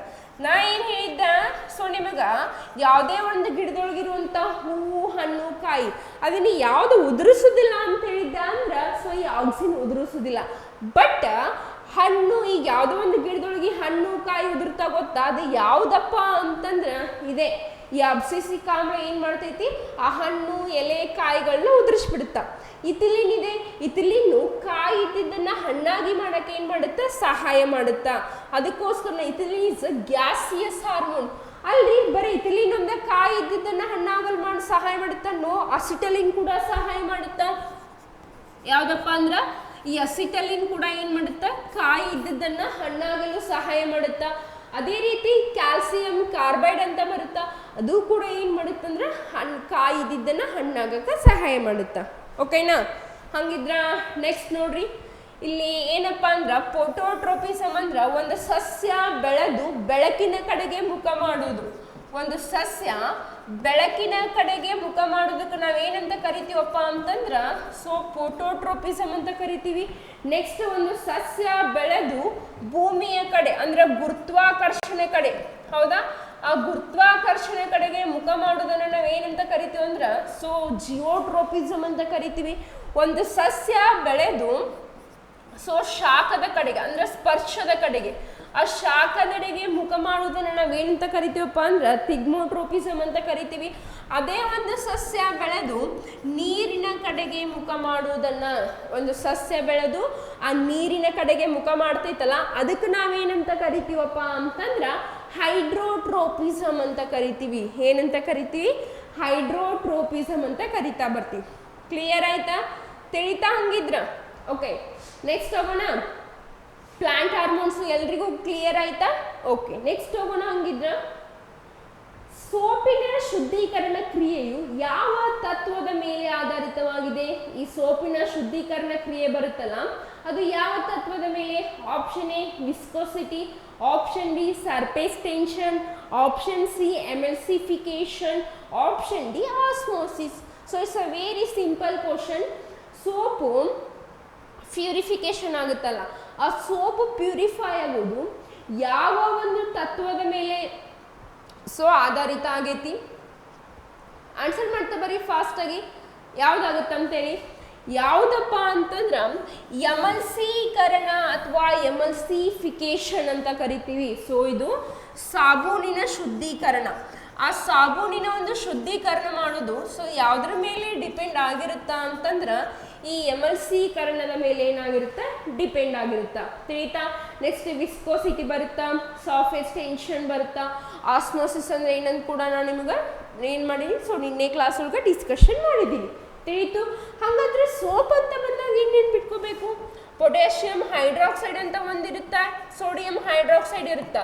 ಇದನ್ನ ನಾವೇನು ಮೈಗೆ ಹಚ್ಕೋತೀವಲ್ಲ ಸೋಪು, ಸೊ ಮೈಗೆ ಹಚ್ಕೊಳ್ಳೋಂಥ ಸೋಪ್ ಒಳಗೆ ಪೊಟ್ಯಾಷಿಯಂ ಹೈಡ್ರಾಕ್ಸೈಡ್ ಅಂದ್ರೆ ನಾವು ಇದಕ್ಕೆ ಟಾಯ್ಲೆಟ್ ಸೋಪ್ ಅಂತ ಕೂಡ ನಾವು ಏನು ಮಾಡ್ತೀವಿ, ಕರಿತಾ ಬರ್ತೀವಿ. ನೆಕ್ಸ್ಟ್ ಸೋಡಿಯಂ ಹೈಡ್ರಾಕ್ಸೈಡ್ ಅಂದ್ರೆ ಈ ಬಟ್ಟೆಗೆ ಹಾಕುವಂಥ ಸೋಪು. ಈ ಬಟ್ಟೆಗೆ ಹಾಕುವಂಥ ಒಂದು ಸೋಪಿಗೆ ನಾವೇನಂತ ಕರಿತೀವಿ ಅಂದ್ರೆ ಸೋಡಿಯಂ ಹೈಡ್ರಾಕ್ಸೈಡ್ ಅಂತ ಕರಿತೀವಿ. ಕ್ಲಿಯರಾ? ಹಂಗಿದ್ರೆ ನೆಕ್ಸ್ಟ್ ಹೋಗೋಣ. ಓಕೆ, ಮನುಷ್ಯನ ಹೃದಯದ ಬಡಿತವನ್ನ ಪ್ರಾರಂಭಿಸುವ ಮತ್ತು ನಿಯಂತ್ರಿಸುವ ನೈಸರ್ಗಿಕ ಫೇಸ್ ಮೇಕರ್ ಯಾವುದು? ಈ ಮನುಷ್ಯನ ಹೃದಯದ ಬಡಿತವನ್ನ ಪ್ರಾರಂಭಿಸುವ ಮತ್ತು ನಿಯಂತ್ರಿಸುವಂತ ಒಂದು ನೈಸರ್ಗಿಕ ಫೇಸ್ ಮೇಕರಿಗೆ ನಾವೇನಂತ ಕರಿತೀವಿ? ಆಪ್ಷನ್ ಎ ಸೈನೋಟ್ರಿಯಲ್ ನೋಡ್, option B atrioventricular node, option C Purkinje fibre, option D bundle of his. ಹೆಂಗದ ನೋಡ್ರಿ ಹೆಸರುಗಳೇನು ಭಾಳ ವಿಚಿತ್ರ ಅನ್ಸಾಕತ್ತಾವಲ್ಲ ನೋಡ್ರಿ. ಸೈನಾಟ್ರಿಯಲ್ ನೋಡ್ ಅಂತ ಕರಿತೀವ ಅಥವಾ ಆಟ್ರಿಯೋ ವೆಂಟ್ರಿಕ್ಯುಲರ್ ನೋಡ್ ಅಂತ ಕರಿತೀವ. ಸೊ ಮನುಷ್ಯನ ಹೃದಯದ ಬಡಿತವನ್ನ ಪ್ರಾರಂಭಿಸುವ ಮತ್ತು ನಿಯಂತ್ರಿಸುವಂತಹ ಫೇಸ್ ಮೇಕರ್ಗೆ ನಾವು ಏನಂತ ಕರಿತೀವಿ ಅಂದ್ರೆ ಸೈನೋ ಆಟ್ರಿಯಲ್ ನೋಡ್ ಅಂತ ಕರಿತೀವಿ. ಯಾವ ಆಟ್ರಿಯಲ್ ನೋಡ್ ಅಂತ ಕರಿತೀವಿ? ಸೈನೋ ಆಟ್ರಿಯಲ್ ನೋಡ್. ಇದೇನ್ ಮಾಡುತ್ತಾ? ಹಾರ್ಟ್ ಬೀಟ್ ಅನ್ನು ಕೂಡ ಏನ್ ಮಾಡುತ್ತಾ? ಕಂಟ್ರೋಲ್ ಮಾಡುತ್ತಾ. ಹೌದಾ? ಮನುಷ್ಯನ ಹೃದಯದ ಬಡಿತವನ್ನು ಕೂಡ ಏನ್ ಮಾಡುತ್ತಾ? ನಿಯಂತ್ರಣ ಮಾಡುತ್ತಾ. ಅದಕ್ಕೆ ನಾವು ಏನಂತ ಕರಿತೀವಿ ಅಂದ್ರೆ ಸೈನೋ ಆಟ್ರಿಯಲ್ ನೋಡ್. Option A will be the right answer. ಹಾಗಿದ್ರೆ ನೆಕ್ಸ್ಟ್ ನೋಡ್ರಿ, ಬೆಳಕು ಒಂದು ಕಣ ಮತ್ತು ತರಂಗ ಎರಡೂ ರೀತಿಯಲ್ಲಿ ವರ್ತಿಸುತ್ತದೆ ಎಂದು ಹೇಳುವ ದ್ವೈತ ಸ್ವಭಾವದ ಪರಿಕಲ್ಪನೆಯನ್ನು ವಿವರಿಸುವಂತ ಸಿದ್ಧಾಂತ ಯಾವುದು? ಸೊ ಏನಂದ್ರ ಬೆಳಕು ಒಂದು ಕಣ ಕೂಡ ಹೌದು, ಆ ಬೆಳಕು ಒಂದು ತರಂಗ ಕೂಡ ಹೌದಂತ ಒಂದು ಸಿದ್ಧಾಂತ ಏನು ಪ್ರತಿಪಾದಿಸಂತದ. ಆ ಸಿದ್ಧಾಂತದ ಹೆಸರೇನು, ಅದ್ರ ಹೆಸರೇನಂತ ಕೇಳತ್ತಾರ. Option A theory of relativity, option B quantum mechanics, option C Newton corpuscular theory, option D Huygens wave theory. So ಪಟಾಪಟ್ ಅಂತ ಆನ್ಸರ್ ಮಾಡ್ತಾ ಬರ್ರಿ. ಇಲ್ಲಿ ಕ್ವಾಂಟಮ್ ಮೆಕ್ಯಾನಿಕ್ಸ್ ಅಂತ ಯಾರು ಹಾಕ್ತಿದಿರಲ್ಲ ಎಲ್ರದ್ದು ಕೂಡ ಕರೆಕ್ಟು. ಏನು ಈ ಕ್ವಾಂಟಮ್ ಅನ್ನುವಂಥ ಒಬ್ಬರು ಸೈಂಟಿಸ್ಟ್ ಇವರು. ಸೊ ಕ್ವಾಂಟಮ್ ಮೆಕ್ಯಾನಿಕ್ಸ್ ಮತ್ತು ಯಾರಂತ ಕೇಳಕ್ಕೆ ಹೋಗ್ಬೇಡ್ರಿ, ಕ್ವಾಂಟಮ್ ಅನ್ನುವಂಥವ್ರು ಅವರೊಬ್ರು ಸೈಂಟಿಸ್ಟ್ ಆಗಿರ್ತಾರ. ಆ ಕ್ವಾಂಟಮ್ ಅನ್ನುವಂಥ ಸೈಂಟಿಸ್ಟ್ ಏನು ಮಾಡ್ತಾರ ಏನು ಹೇಳ್ತಾರ ಅಂದ್ರೆ ಬೆಳಕು ಒಂದು ಕಣ. ಹೌದಾ? Light is a particle and light is a wave. ಅವ್ರೇನು ಹೇಳ್ತಾರ? ಬೆಳಕು ಒಂದು ಕಣ ಕೂಡ ಹೌದು, ಆ ಬೆಳಕು ಒಂದು ತರಂಗ ಕೂಡ ಹೌದು ಅಂತ ಹೇಳಿದಂಥವ್ರು ಯಾರಪ್ಪ ಅಂತಂದ್ರೆ ಅದು ಕಣವಾಗಿಯೂ ವರ್ತಿಸುತ್ತ, ಅದು ತರಂಗವಾಗಿಯೂ ವರ್ತಿಸುತ್ತೆ ಅಂತ ಹೇಳಿದಂಥವ್ರು ಯಾರಪ್ಪ ಅಂತಂದ್ರೆ ಈ ಕ್ವಾಂಟಮು ಅದು ದ್ವೈತ ಅಂದರೆ ಡ್ಯುವೆಲ್ ನೇಚರ್. ಸೊ ನಾವು ಬೆಳಕನ್ನ light is a dual nature ಅಂತ ಹೇಳ್ಬೋದಲ್ಲ. Dual means what? ಟು. ಹೌದು, ಬೆಳಕು ಒಂದು ಪಾರ್ಟಿಕಲ್ ಕೂಡ ಹೌದು, ಅದೊಂದು ವೇವ್ ಕೂಡ ಹೌದು. ತಿಳಿತಾ? ಸೊ ಏನಪ್ಪ ಅಂದ್ರೆ ಆಪ್ಷನ್ ಬಿ. ಹಾಗಾದ್ರೆ ಥಿಯರಿ ಆಫ್ ರಿಲೇಟಿವಿಟಿ ಅಂತ ಬರ್ತಾ ಈ ಸಾಪೇಕ್ಷತೆ ಸಿದ್ಧಾಂತವನ್ನು ಕೊಟ್ಟಾರ ಯಾರಂದ್ರೆ ಐನ್ಸ್ಟೀನ್ ಅಂತ ಬರ್ತಾರೆ. ಐನ್ಸ್ಟೀನ್. ಈ ಐನ್ಸ್ಟೀನ್ ಅವ್ರು ಏನು ಮಾಡ್ತಾರ ಅಂದ್ರೆ ಥಿಯರಿ ಆಫ್ ರಿಲೇಟಿವಿಟಿ. ನೆಕ್ಸ್ಟ್ ಜಿಯೋಗ್ರಫಿಗೆ ಹೋದಾಗ ಬಿಗ್ ಬ್ಯಾಂಗ್ ಥಿಯರಿ ಅಂತ ಬರುತ್ತೆ. ಬಿಗ್ ಬ್ಯಾಂಗ್ ಥಿಯರಿ ಕನ್ನಡ ಏನಂತಾರೀ ಅದು? ಮಹಾಸ್ಫೋಟ ಸಿದ್ಧಾಂತ 1930 ಅಬ್ಬೆ ಜಾರ್ಜಸ್ ಲಿಮೈತ್ರಿ ಅಂತ ಬರ್ತಾರ. ಅದೇನು ಹೇಳ್ತಾರ ಅಂತಂದ್ರೆ ಅಬ್ಬೆ ಜಾರ್ಜಸ್ ಬಿಗ್ ಬ್ಯಾಂಗ್ ಥಿಯರಿ ಏನು ಹೇಳುತ್ತಾ? ಫಸ್ಟ್ ಏನಾಗಿತ್ತು, ಒಂದ ಕಣದಿಂದ ಮಾಡಲ್ಪಟ್ಟಿತ್ತು. ಅದ್ರೊಳಗೆ ಅತಿ ಹೆಚ್ಚು ಟೆಂಪ್ರೇಚರ್ ಅಂದ್ರೆ ಸೊ ತಾಪಮಾನ ಏನಾಯ್ತು? ಜಾಸ್ತಿ ಇತ್ತು, ಸಾಂದ್ರತೆ ಕಮ್ಮಿ ಇತ್ತು. ಆಮೇಲೆ ನೆಕ್ಸ್ಟ್ ಎಲ್ಲಾನು ಡಿವೈಡ್ ಆಯಿತು ಅಂತ ಹೇಳಿದ್ದೆ ಯಾರಪ್ಪ ಅಂದ್ರೆ ಸೊ ಬಿಗ್ ಬ್ಯಾಂಗ್ ಥಿಯರಿ. ಆ ಬಿಗ್ ಬ್ಯಾಂಗ್ ಥಿಯರಿ ಯಾವುದನ್ನ ಆಧರಿಸಿ ಆಗಿತ್ತು ಅಂತ ಕೇಳ್ತಾರ? Theory of relativity. Next Newton ಅಂತ ಬರ್ತಾರ. ಇವ್ರೇನು ಮಾಡ್ತಾರ ಅಂದ್ರೆ ಈ ಗುರುತ್ವಾಕರ್ಷಣ ಶಕ್ತಿ ತಿಳಿತಾ? ಈ ಗುರುತ್ವಾಕರ್ಷಣ ಅಥವಾ ಗ್ರಾವಿಟೇಷನಲ್ ಫೋರ್ಸ್ನ ಕೊಟ್ಟವ್ರು ಯಾರಂದ್ರೆ ನ್ಯೂಟನ್ ಅವ್ರು ಕೊಡ್ತಾರ. ನೆಕ್ಸ್ಟ್ ಕ್ರಿಶ್ಚಿಯನ್ ಹೈಗನ್ಸ್ ಅಂತ ಬರ್ತಾರ. ಈ ಕ್ರಿಶ್ಚಿಯನ್ ಹೈಗನ್ಸ್ ಏನು ಕೊಡ್ತಾರೆ ಹೇಳಿ ನೋಡೋಣ. ಯಾವುದು ಕ್ರಿಶ್ಚಿಯನ್ ಹೈಗನ್ಸ್ ಏನು ಕಂಡುಹಿಡಿತಾರ ಕಮೆಂಟ್ ಹಾಕ್ರಿ. ನೆಕ್ಸ್ಟ್ ಇದ್ಯಾವುದಪ್ಪ ಅಂದ್ರೆ ಕ್ವಾಂಟಮ್ಸ್ ಥಿಯರಿನ ಸೊ ಡ್ಯುವೆಲ್ ನೇಚರ್ ಅದು ಕ್ವಾಂಟಮ್ ಮೆಕ್ಯಾನಿಕ್ಸ್ ಅನ್ನ ಆಧರಿಸಿ ಆಗಿರುತ್ತಾ. ಓಕೆನಾ? ಹಂಗಿದ್ರೆ ನೆಕ್ಸ್ಟ್ ಹೋಗೋಣ. ಅಡುಗೆ ಮಾಡುವಾಗ ಪ್ರೆಷರ್ ಕುಕ್ಕರ್ನಲ್ಲಿ ಆಹಾರ ಬೇಗ ಬೇಯಲು ಕಾರಣವೇನು? ಎಲ್ಲರೂ ಪ್ರೆಷರ್ ಕುಕ್ಕರ್ ಒಳಗೆ ಅಡುಗೆ ಮಾಡಿರಿ. ವಿಸಲ್ ಹಾಕುತ್ತಲ್ಲ ಪ್ರೆಷರ್ ಕುಕ್ಕರ್, ಅದರೊಳಗೆ ಕುಕ್ಕರ್ ಒಳಗೆ ಉಷ್ಣಾಂಶ ಕಡಿಮೆಯಾಗುತ್ತದೆ. ಬಿ ಅಧಿಕ ಒತ್ತಡವು ನೀರಿನ ಕುದಿಯುವ ಬಿಂದುವನ್ನು ಹೆಚ್ಚಿಸುತ್ತದೆ. ಸಿ ಅಧಿಕ ಒತ್ತಡವು ನೀರಿನ ಕುದಿಯುವ ಬಿಂದುವನ್ನು ಕಡಿಮೆ ಮಾಡುತ್ತದೆ. ಡಿ ಕುಕ್ಕರ್ ಶಾಖವನ್ನು ಹೆಚ್ಚು ಪರಿಣಾಮಕಾರಿಯಾಗಿ ಹೀರಿಕೊಳ್ಳುತ್ತದೆ. ಯಾಕೆ ನೀವು ಒಂದು ನಾರ್ಮಲ್ ಪಾತ್ರೆ ಒಳಗೆ ಅಡುಗೆ ಮಾಡಕ್ಕಿಡ್ರಿ, ಇನ್ನೊಂದೇನಪ್ಪ ಅಂತಂದ್ರೆ ಸೊ ಪ್ರೆಷರ್ ಕುಕ್ಕರ್ ಒಳಗೆ ಅಡುಗೆ ಮಾಡಕ್ಕಿಡ್ರಿ. ಆಹಾರ ಎದ್ರೊಳಗೆ ಬೇಗ ಬೈತೈತೆ ಅಂತ ಕೇಳ್ತಾರೆ. ಎದ್ರೊಳಗೆ ಬೇಗ ಬೈತೈತಿ ಆಹಾರ ಅಂತಂದ್ರೆ ಪ್ರೆಷರ್ ಕುಕ್ಕರ್ ಒಳಗೆ. ಯಾಕಂದ್ರೆ ಅಧಿಕ ಒತ್ತಡ ಏನು ಮಾಡುತ್ತೆ, ನೀರಿನ ಕುದಿಯುವ ಬಿಂದು ಆ ಬಾಯ್ಲಿಂಗ್ ಪಾಯಿಂಟನ್ನು ಜಾಸ್ತಿ ಮಾಡುತ್ತಾ. ಏನು ಮಾಡುತ್ತಾ? ಸೊ ಅಧಿಕ ಒತ್ತಡವು ನೀರಿನ ಕುದಿಯುವ ಬಿಂದುವನ್ನು ಪ್ರೆಷರ್ ಎಲ್ಲಿ ಜಾಸ್ತಿ ಆಗುತ್ತಲ್ಲ ಅಲ್ಲಿ ಬಾಯ್ಲಿಂಗ್ ಪಾಯಿಂಟ್ ಕೂಡ ಏನಾಗುತ್ತೆ ಜಾಸ್ತಿ ಆಗುತ್ತಾ, ಎಲ್ಲಿ ಒತ್ತಡ ಜಾಸ್ತಿ ಆಗುತ್ತಲ್ಲ ಅಲ್ಲಿ ಕುದಿಯುವ ಬಿಂದು ಕೂಡ ಏನಾಗುತ್ತಾ ಜಾಸ್ತಿ ಆಗುತ್ತೋ ತಿಳಿತಾ. Pressure increases, boiling point also increases. When pressure decreases, boiling point also decreases. Are you clear? ತಿಳಿದಂಗಾಯ್ತು. ಒತ್ತಡ ಜಾಸ್ತಿ ಆದಾಗ ಅಲ್ಲಿ ಕುದಿಯುವಂಥ ಕಣಗಳ ಸಂಖ್ಯೆ, ಅಣುಗಳ ಸಂಖ್ಯೆ ಕೂಡ ಜಾಸ್ತಿ ಆಗುತ್ತಾ. ಒತ್ತಡ ಕಡಿಮೆ ಆದಾಗ ಕುದೀತಿರುವಂಥ ಅಣುಗಳ ಸಂಖ್ಯೆ ಕೂಡ ಏನಾಗುತ್ತೆ ಕಡಿಮೆ. ಅದು ಎದ್ರ ಮೇಲೆ ಡಿಪೆಂಡ್ ಆಗಿರುತ್ತೆ ಅಂದ್ರೆ ಪ್ರೆಷರ್, ಒತ್ತಡದ ಮೇಲೆ ಡಿಪೆಂಡ್ ಆಗಿರುತ್ತಾ. ಯಾರೆಲ್ಲ ಬಿ ಅಂತ ಹಾಕಿದ್ದೀರಲ್ಲ ಎಲ್ರದ್ದು ಕೂಡ ಕರೆಕ್ಟ್ ತಿಳಿತಾ. ಹಂಗಿದ್ರೆ ನೆಕ್ಸ್ಟ್ ನೋಡೋಣ. ರಕ್ತ ಹೆಪ್ಪುಗಟ್ಟುವ ತಡ್ರಿ ಓಕೆ 11 13 ಓಕೆ. ರಕ್ತ ಹೆಪ್ಪುಗಟ್ಟುವಿಕೆಯ ಪ್ರಕ್ರಿಯೆಯಲ್ಲಿ ಫೈಬ್ರಿನೋಜನ್ ಅನ್ನು ಫೈಬ್ರಿನ್ ಆಗಿ ಪರಿವರ್ತಿಸಲು ಯಾವ ಕಿಣ್ವ ಸಹಾಯಕವಾಗಿದೆ? ಈಗ ರಕ್ತ ಹೆಪ್ಪುಗಟ್ಟುತ್ತ ಹೌದಾ, ಬ್ಲಡ್ ಕ್ಲಾಟ್ ಆಗುತ್ತೆ ಅಂತ ಕೇಳಿವಿ. ಆ ರಕ್ತ ಹೆಪ್ಪುಗಟ್ಟಬೇಕಾದ್ರ ಫೈಬ್ರಿನೋಜನ್ ಅನ್ನ ಫೈಬ್ರಿನ್ ಆಗಿ ಯಾವ ಎಂಜೈಮ್ ಕನ್ವರ್ಟ್ ಮಾಡುತ್ತಾ? ಇಲ್ಲಿ ನೋಡ್ರಿ, ಫಸ್ಟ್ಗೆ ಇದೇನಿತ್ತಪ್ಪ ಅಂದ್ರ ಫೈಬ್ರಿನೋಜನ್ ಇತ್ತು. ಈ ಫೈಬ್ರಿನೋಜನ್ ಇದ್ದಿದ್ದು ಏನಾಯ್ತಪ್ಪ ಅಂದ್ರ ಫೈಬ್ರಿನ್ ಆಯ್ತು.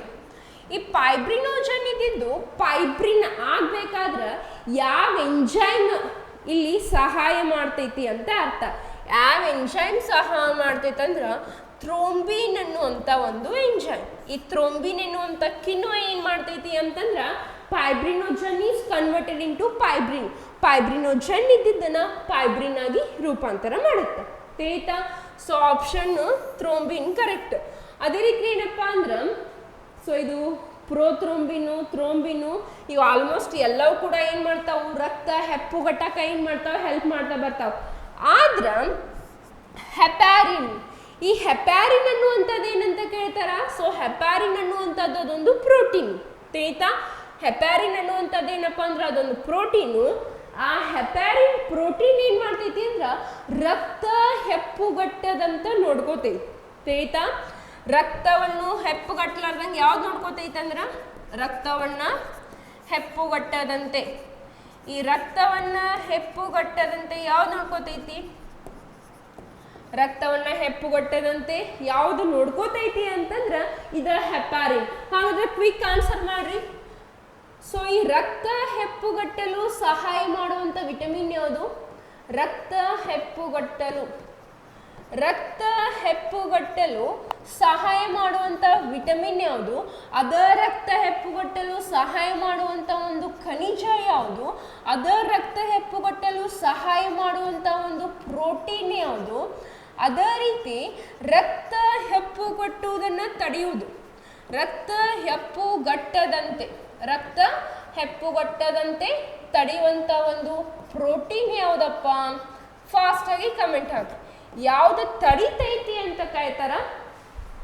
ಯಾವುದು ತಡಿತೈತಿ ಅಂತಂದ್ರ ಸೊ ಯಾವ್ದಾಗುತ್ತೆ ಅಂತಂದ್ರ ಇಲ್ಲಿ ನೋಡ್ರಿ, ವಿಟಮಿನ್ ಅಂತ ಕೇಳಿದ್ರೆ ವಿಟಮಿನ್ ಕೆ, ಖನಿಜ ಅಂತ ಕೇಳಿದ್ರೆ ಕ್ಯಾಲ್ಸಿಯಮ್ಮು, ಪ್ರೋಟೀನ್ ಅಂತ ಕೇಳಿದ್ರೆ ಫೈಬ್ರಿನೋಜನ್ ಅಂತ ಬರುತ್ತಾ. ಇಲ್ಲಿದೆ ಅಲ್ಲ, ಈ ಫೈಬ್ರಿನೋಜನ್ ಪ್ರೋಟೀನ್ ಏನು ಮಾಡುತ್ತಾ? ರಕ್ತ ಹೆಪ್ಪುಗಟ್ಟುವಂಗೆ ಮಾಡುತ್ತಾ. ಹೆಪಾರಿನ್ ಏನು ಮಾಡುತ್ತಾ? ರಕ್ತ ಹೆಪ್ಪುಗಟ್ಟಲಾರ್ದಂಗೆ ಏನು ಮಾಡುತ್ತಾ? ಅದು ತಡಿತಾ ಹೋಗುತ್ತಾ. ಕ್ಲಿಯರ್ ಆಯ್ತಾ ಕಾನ್ಸೆಪ್ಟು? ಸೊ ಇಲ್ಲಿ ಯಾರೆಲ್ಲ ಡಿ ಅಂತ ಹೇಳಿರಲ್ಲ ಎಲ್ರದ್ದು ಕೂಡ ಕರೆಕ್ಟು. ಹಂಗಿದ್ರೆ ನೆಕ್ಸ್ಟ್ ಹೋಗೋಣ.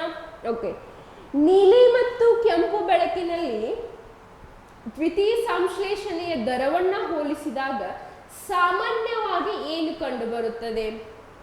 ನಾನು ನಿಮಗೆ ಆಲ್ರೆಡಿ ಹೇಳಿನಿ, ಫೋಟೋಸಿಂಥಸಿಸ್ ಅಥವಾ ದ್ವಿತೀಯ ಸಂಶ್ಲೇಷಣೆಯ ರೇಟ್ ಎಲ್ಲಿ ಜಾಸ್ತಿ ಆಗಿರುತ್ತೆ ಅಂದರೆ ನೀಲಿ ಮತ್ತು ಕೆಂಪುದೊಳಗೆ ಜಾಸ್ತಿ ಆಗುತ್ತೆ ಅಂತ ಹೇಳಿ.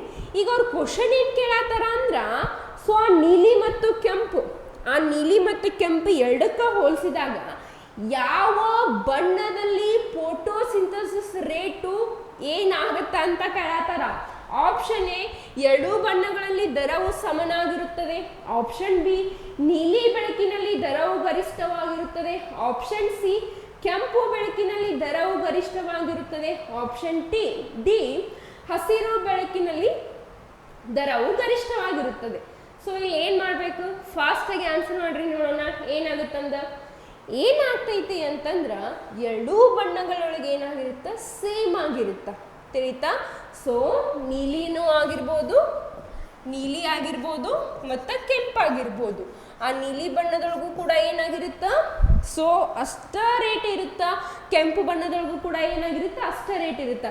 Ma'am what about the green colour? Then green colour ಕತೆ ಏನು? ಹಸಿರು ಬಣ್ಣ. ಈ ಹಸಿರು ಬಣ್ಣದೊಳಗೆ ಏನಾಗ್ತೈತಿ ಅಂತಂದ್ರ ಹಸಿರು ಬಣ್ಣದೊಳಗೆ ಏನಾಗುತ್ತ ಫೋಟೋಸಿಂಥಸಿಸ್ ರೇಟ್ ಏನಾಗುತ್ತ ಕಮ್ಮಿ ಆಗುತ್ತ ತೇತಾ. ಹಸಿರು ಬಣ್ಣದೊಳಗೆ ಕಮ್ಮಿ ಆಗುತ್ತಾ, ಕೆಂಪು ಮತ್ತು ನೀಲಿ ಬಣ್ಣದೊಳಗೆ ಏನಾಗಿರುತ್ತೆ ಜಾಸ್ತಿ ಆಗಿರುತ್ತ. ಓಕೆ, ಹಂಗಿದ್ರೆ ನೆಕ್ಸ್ಟ್ ಹೋಗೋಣ. ಸಮತಟ್ಟಾದ ಕನ್ನಡಿಯೊಂದನ್ನು ನಿಮ್ಮ ಕಡೆಗೆ ವೇಗದಲ್ಲಿ ಚಲಿಸಿದಾಗ ನಿಮ್ಮ ಪ್ರತಿಬಿಂಬವು ನಿಮ್ಮನ್ನ ಯಾವ ವೇಗದಲ್ಲಿ ಸಮಿಸುತ್ತದೆ ಅಂತ. ಈಗ ಸಮತಟ್ಟಾದ ಕನ್ನಡಿ ಯಾವುದು? ವಿ. ಹೌದಾ? ಸಮತಟ್ಟಾದ ಕನ್ನಡಿ ಯಾವುದು? ವಿ. ಅದ್ರ ಕಡೆ ಚಲಿಸಿದಾಗ ಪ್ರತಿಬಿಂಬ ಯಾವ ವೇಗದೊಳಗೆ ಸಮಿಸ್ತೈತಪ್ಪ ಅಂತಂದ್ರ ಸೊ ಶೂನ್ಯ ರೂಪದೊಳಗ. ಈ ಶೂನ್ಯ ರೂಪದೊಳಗೆ ಏನಾಗ್ತೈತಿ ಪ್ರತಿಬಿಂಬ ಚಲಿಸುತ್ತೆ. ಇನ್ನೊಂದು ಪಾಯಿಂಟನ್ನು ನೀವು ನೆನ್ಪಿಟ್ಕೋಬೇಕು, ವಸ್ತು ಎಷ್ಟು ದೂರದೊಳಗಿರುತ್ತಲ್ಲ ಅಷ್ಟ ದೂರದೊಳಗೆ ಏನಾಗ್ತೈತಿ ಅದರ ಪ್ರತಿಬಿಂಬ ಏನಾಗುತ್ತಾ ಮೂಡುತ್ತಾ ತಿಳಿತಾ. ವಸ್ತು ಎಷ್ಟು ದೂರದೊಳಗಿರುತ್ತಲ್ಲ ಅಷ್ಟ ದೂರದೊಳಗೆ ಏನಾಗ್ತೈತಿ ಅದರ ಪ್ರತಿಬಿಂಬ ಏನಾಗುತ್ತಾ ಮೂಡ್ತಾ ಬರುತ್ತಾ. ಅದೇ ಇನ್ ಕೇಸ್ ವಸ್ತುವಿನ ಪ್ರತಿಬಿಂಬ ಚಿಕ್ಕದಾಗಿದ್ರ ಅಷ್ಟ ಗಾತ್ರದ ಪ್ರತಿಬಿಂಬ ಮೂಡುತ್ತಾ.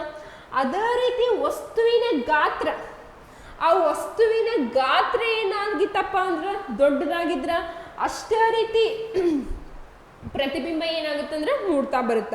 ಆ ವಸ್ತುವಿನ ಮೂಡುವಂತ ಪ್ರತಿಬಿಂಬ ಯಾವುದ್ರ ಮೇಲೆ ಡಿಪೆಂಡ್ ಆಗಿರುತ್ತ? ಪ್ರತಿಬಿಂಬ ಮೂಡುದು ಯಾವುದ್ರ ಮೇಲೆ ಡಿಪೆಂಡ್ ಆಗಿರುತ್ತ ಅಂದ್ರ ಇದು ಯಾವುದ್ರ ಮೇಲೆ? ಸೊ ವಸ್ತುವಿನ ಗಾತ್ರಗಳ ಮೇಲೆ ಡಿಪೆಂಡ್ ಆಗಿರುತ್ತೆ ತಿಳಿತಾ. ಹಂಗಿದ್ರೆ ನೆಕ್ಸ್ಟ್ ಹೋಗೋಣ. ವಜ್ರವು ಥಳಥಳಿಸಲು ಮತ್ತು ಮಿನುಗಲು ಮುಖ್ಯ ಕಾರಣವೇನು? ವಜ್ರ ಪಳ ಪಳ ಪಳ ಅಂತ ಹೊಳಿತೈತೆ ಗೊತ್ತಾ. ಆ ವಜ್ರ ಪಳ ಪಳ ಹೊಳಕ್ಕೆ ರೀಸನ್ ಏನು? ಆಪ್ಷನ್ ಎ ಅದರ ಹೆಚ್ಚಿನ ವಕ್ರೀಭವನ ಸೂಚ್ಯಂಕ ಅಂದ್ರೆ ರಿಫ್ರಾಕ್ಟಿವ್ ಮತ್ತು ಬೆಳಕಿನ ಸಂಪೂರ್ಣ ಆಂತರಿಕ ಪ್ರತಿಫಲನ. ಬಿ ಅದರ ಹೆಚ್ಚಿನ ಸಾಂದ್ರತೆ ಮತ್ತು ಕಠಿಣತೆ. ಡಿ ಬೆಳಕಿನ ಚದುರುವಿಕೆ. ಡಿ ಬೆಳಕಿನ ವ್ಯತಿಕರಣ. ಸೊ ಫಾಸ್ಟಾಗಿ ಏನು ಮಾಡ್ರಿ ಅಂತಂದ್ರೆ ಇದಕ್ಕೆ ಆನ್ಸರನ್ನು ಮಾಡ್ತಾ ಬರ್ರಿ. ನಾನು ನಿಮಗೆ ಏನು ಹೇಳಿ ಅಂತಂದ್ರೆ ವಜ್ರ ಹೊಳಕ್ಕೆ ರೀಸನ್ ಏನು? ಫಸ್ಟ್ ವಜ್ರದ ಬಗ್ಗೆ ತಿಳ್ಕೊಂಡು ಬರೋಣ. ವಜ್ರದ ಬಗ್ಗೆ ಕ್ವಶನನ್ನು ಏನು ಕೇಳ್ತಾರ? ವಜ್ರ ಸೊ ಇದೊಂದು ಏನಂದ್ರ ಗಟ್ಟಿಯಾದ ಅಲೋಹ. ಆಲ್ಮೋಸ್ಟ್ ಅಲೋಹಗಳು ಹೆಂಗಿರ್ತಾವಪ್ಪ ಅಂತಂದ್ರೆ ಸ್ಮೂತ್ ಆಗಿರ್ತಾವ ಎಕ್ಸೆಪ್ಟ್ ಡೈಮಂಡ್. ಈ ಡೈಮಂಡ್ ಏನಾಗಿರ್ತೈತಿ ಅಂದ್ರೆ ಗಟ್ಟಿಯಾಗಿರುತ್ತ. ಅದೇ ರೀತಿ ಈ ವಜ್ರ ಏನಪ್ಪ ಅಂದ್ರ ಸೊ ವಿದ್ಯುತ್ನ ದುರ್ಬಲ ವಾಹಕ. ವಿದ್ಯುತ್ನ ದುರ್ಬಲ ವಾಹಕ ಯಾವುದಪ್ಪ ಅಂತಂದ್ರ ಇದ ವಜ್ರ ಆಗಿರುತ್ತ. ಅದೇ ರೀತಿ ಸೊ ಮತ್ತೇನಪ್ಪ ಅಂದ್ರ ಸೊ ಇದರ ಸ್ಟ್ರಕ್ಚರ್ ಹೆಂಗಿರುತ್ತಂದ್ರ ಟೆಟ್ರಾಹೈಡ್ರಲ್ ಅಥವಾ ಚತುರ್ಮುಖ ಜೋಡಣೆ ಒಳಗೆ ಏನಾಗಿರ್ತೈತಿ ಅಂತಂದ್ರ ಸೊ ಅದು ಜೋಡಣೆಗೊಂಡಿರುತ್ತ.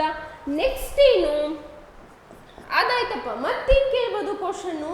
ಈ ವಜ್ರವನ್ನ ಕಟ್ ಮಾಡಕ್ಕೆ ಏನನ್ನೇ ಯೂಸ್ ಮಾಡ್ತಾರ ಅಂತಂದ್ರ ಈ ಸಿಲಿಕಾನ್ ಕಾರ್ಬೈಡ್ ಅನ್ನ ಬಳಸ್ತಾರ. ಸೊ ಈ ಕಠಿಣತೆಯಿಂದ ಇರುವಂತ ವಜ್ರವನ್ನ ಕಟ್ ಮಾಡಲ್ಲ, ಸಿಲಿಕಾನ್ ಕಾರ್ಬೈಡ್ ಅನ್ನ ಬಳಸ್ತಾರ. ಈ ವಜ್ರವನ್ನ ಎದಕ್ಕೆ ಯೂಸ್ ಮಾಡ್ತಾರ ಅಂತಂದ್ರ ಗಾಜನ್ನ ಕತ್ತರಿಸಲು. ಇಂಪಾರ್ಟೆಂಟ್. ಈ ಗಾಜನ್ನ ಕತ್ತರಿಸಲು ಸೊ ಯಾವುದನ್ನ ಬಳಸ್ತಾರ ಅಂತಂದ್ರ ಸೊ ಯಾವುದನ್ನ ಬಳಸ್ತಾರಿ? ಇದೇ ವಜ್ರವನ್ನ ಬಳಸ್ತಾ ಹೋಗ್ತಾರ. ಮತ್ತೆ ನೆಕ್ಸ್ಟ್ ಏನು ಯೂಸ್ ಮಾಡ್ತಾರ?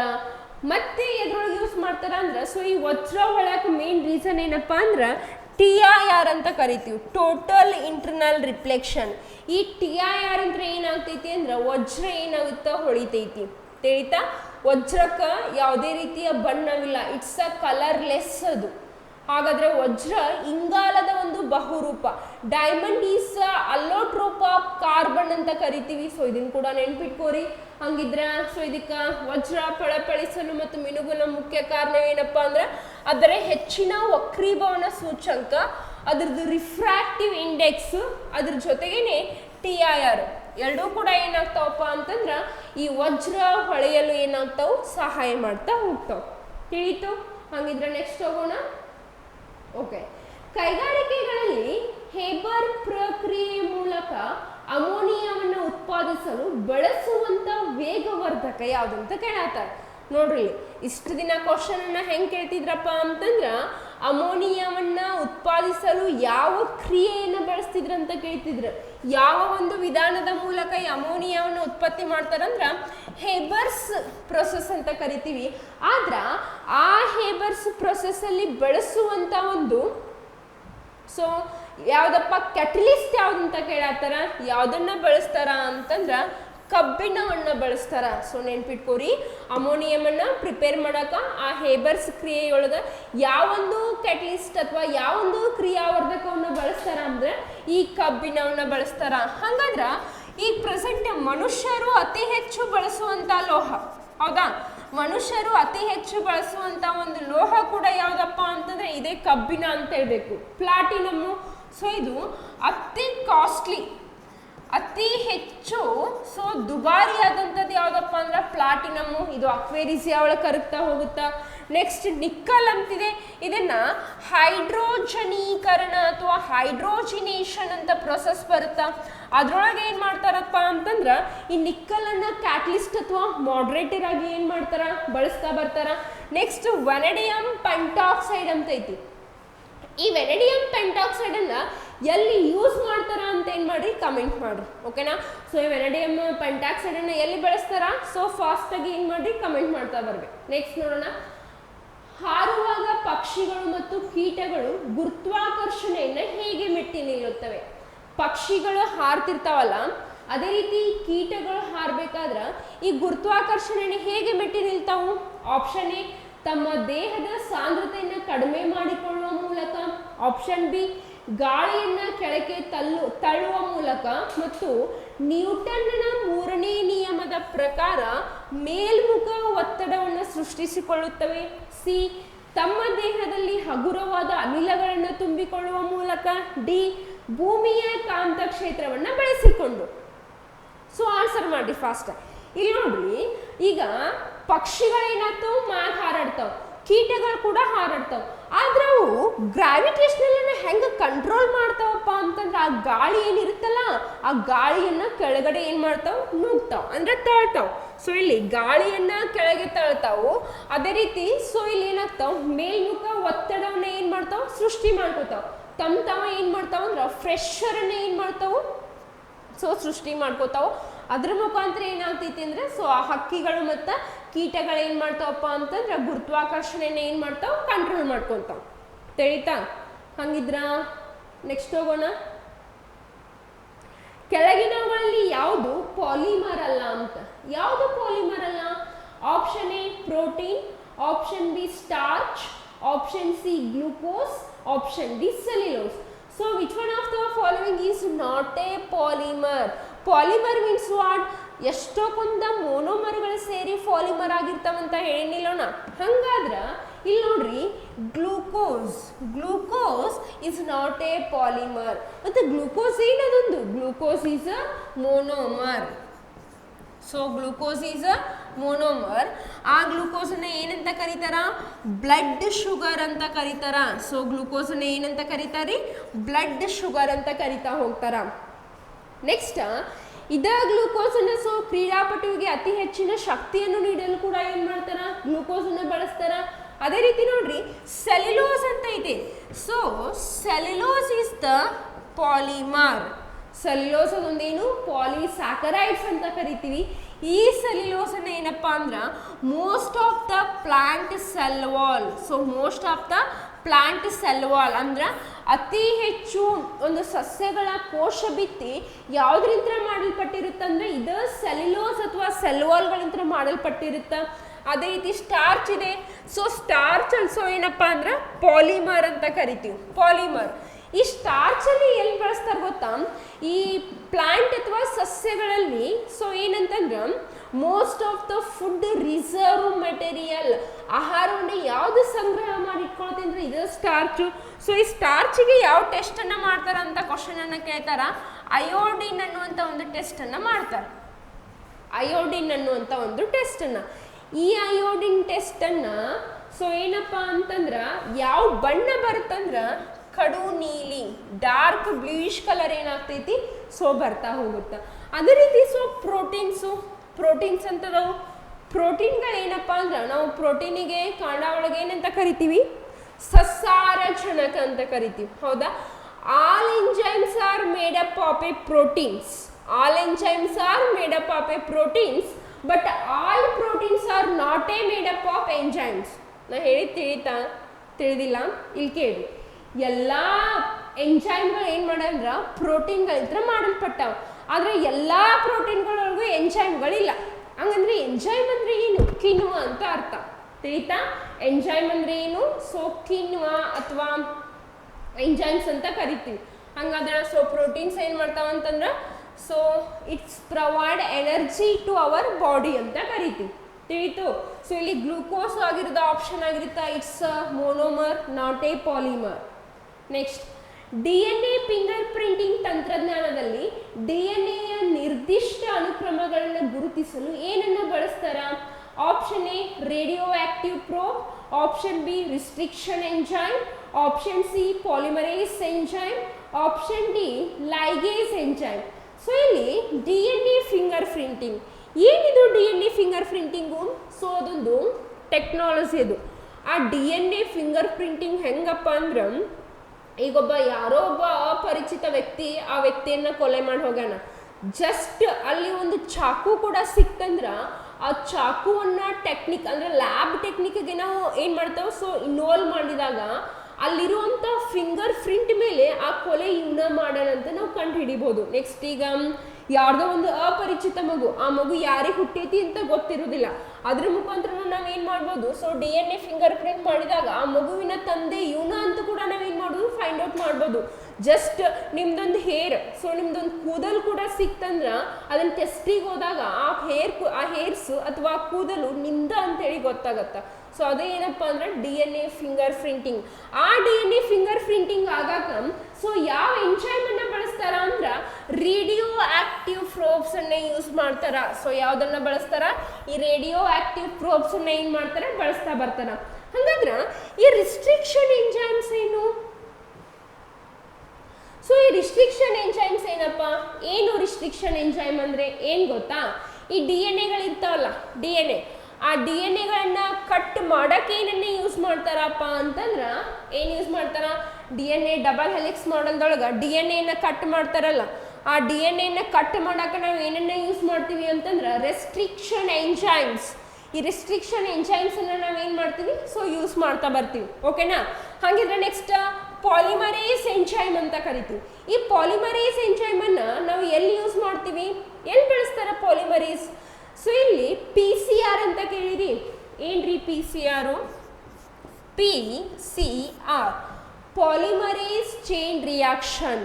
ಈ ಪಾಲಿಮರೇಸ್ ಚೈನ್ ರಿಯಾಕ್ಷನ್ದೊಳಗೆ ಸೊ ಏನನ್ನ ಬಳಸ್ತಾರಪ್ಪ ಅಂತಂದ್ರೆ ಸಿಂಪಲ್, ಈ PCR ಯಾವ ಟೆಸ್ಟಿಗೆ, ಏಡ್ಸ್ ಗೊತ್ತಾ, AIDS means what, acquired immunosorbent deficiency syndrome ಅಂತ ಕರಿತೀವಲ್ಲ, ಆ ಏಡ್ಸ್ಗೆ ಮಾಡುವಂಥ ಟೆಸ್ಟೇ ಯಾವುದಪ್ಪ ಅಂತಂದ್ರೆ PCR ಪಾಲಿಮರೇಸ್ ಚೈನ್ ರಿಯಾಕ್ಷನ್ ಅಂತ ಕರಿತೀವಿ. ಇಲ್ಲಿ ಏನಾಗುತ್ತೆ ಇದನ್ನ ಬಳಸ್ತಾರ. ಸೊ ಮತ್ತೆ ನೆಕ್ಸ್ಟ್ ಯಾವ್ದಪ್ಪ ಅಂದ್ರೆ ಎಲಿಸಾ ಅಂತ ಬರುತ್ತಾ, ಎಂಜೈಮ್ ಲಿಂಕ್ಡ್ ಇಮ್ಯುನೋಸಾರ್ಬೆಂಟ್ ಅಸ್ಸೆ ಅಂತ ನೋಡ್ತೀವಿ. ಅದೇ ರೀತಿ ಸೊ ಮತ್ತೆ ಯಾವ ಟೆಸ್ಟ್ ಅನ್ನ ಬಳಸ್ತಾರ ಅಂತಂದ್ರೆ ಯಾವ್ದನ್ನ ಬಳಸ್ತಾರಿ, ವೆಸ್ಟರ್ನ್ ಬ್ಲಾಟ್ ಅಂತ ಬರುತ್ತಾ, ವೆಸ್ಟರ್ನ್ ಬ್ಲಾಟ್. ಈ ವೆಸ್ಟರ್ನ್ ಬ್ಲಾಟ್ ಅನ್ನು ಕೂಡ ಏನ್ ಮಾಡ್ತಾರ ಅಂತಂದ್ರೆ ಸೊ ಏಡ್ಸ್ ಒಳಗೆ ಬಳಸುವಂತ ಒಂದು ಟೆಸ್ಟ್ ಆಗಿರುತ್ತಾ. ಮತ್ತೆ ಯಾವ್ದನ್ನ ಬಳಸ್ತಾರ, ಒಂದು PCR ಆಯ್ತು, ಒಂದು ವೆಸ್ಟರ್ನ್ ಬ್ಲಾಟ್ ಆಯ್ತು, ಒಂದು ಎಲಿಸಾ ಆಯ್ತು, ಇನ್ನೊಂದು ಬರುತ್ತಾ ರೆಸ್ಟ್ರಿಕ್ಷನ್ ಎಂಡೋನ್ಯೂಕ್ಲಿಯಸ್ ಅಂತ ಬರುತ್ತಾ. ಆ ರೆಸ್ಟ್ರಿಕ್ಷನ್ ಎಂಡೋನ್ಯೂಕ್ಲಿಯಸ್ ಅನ್ನು ಕೂಡ ಏನ್ ಮಾಡ್ತಾರಪ್ಪ ಅಂತಂದ್ರೆ ಸೊ ಈ ಏಡ್ಸ್ಗೆ ಬರುವಂಥ ಟೆಸ್ಟು. ಏಡ್ಸ್ ಫುಲ್ ಫಾರ್ಮ್ ತಿಳ್ಕೊಬೇಕು, ಅಕ್ವೈರ್ಡ್ ಇಮ್ಯುನೋ ಡೆಫಿಷಿಯನ್ಸಿ ಸಿಂಡ್ರೋಮ್ ಅಂತೇಳಿ, ಓಕೆ. ಹಂಗಿದ್ರೆ ligase, so ligase it's also type of the enzyme. So ಹಂಗಾದ್ರೆ ಲೈಗೇಸನ್ನು ಎಲ್ಲಿ ಬಳಸ್ತಾರ ಆನ್ಸರ್ ಮಾಡ್ರಿ ನೋಡೋಣ.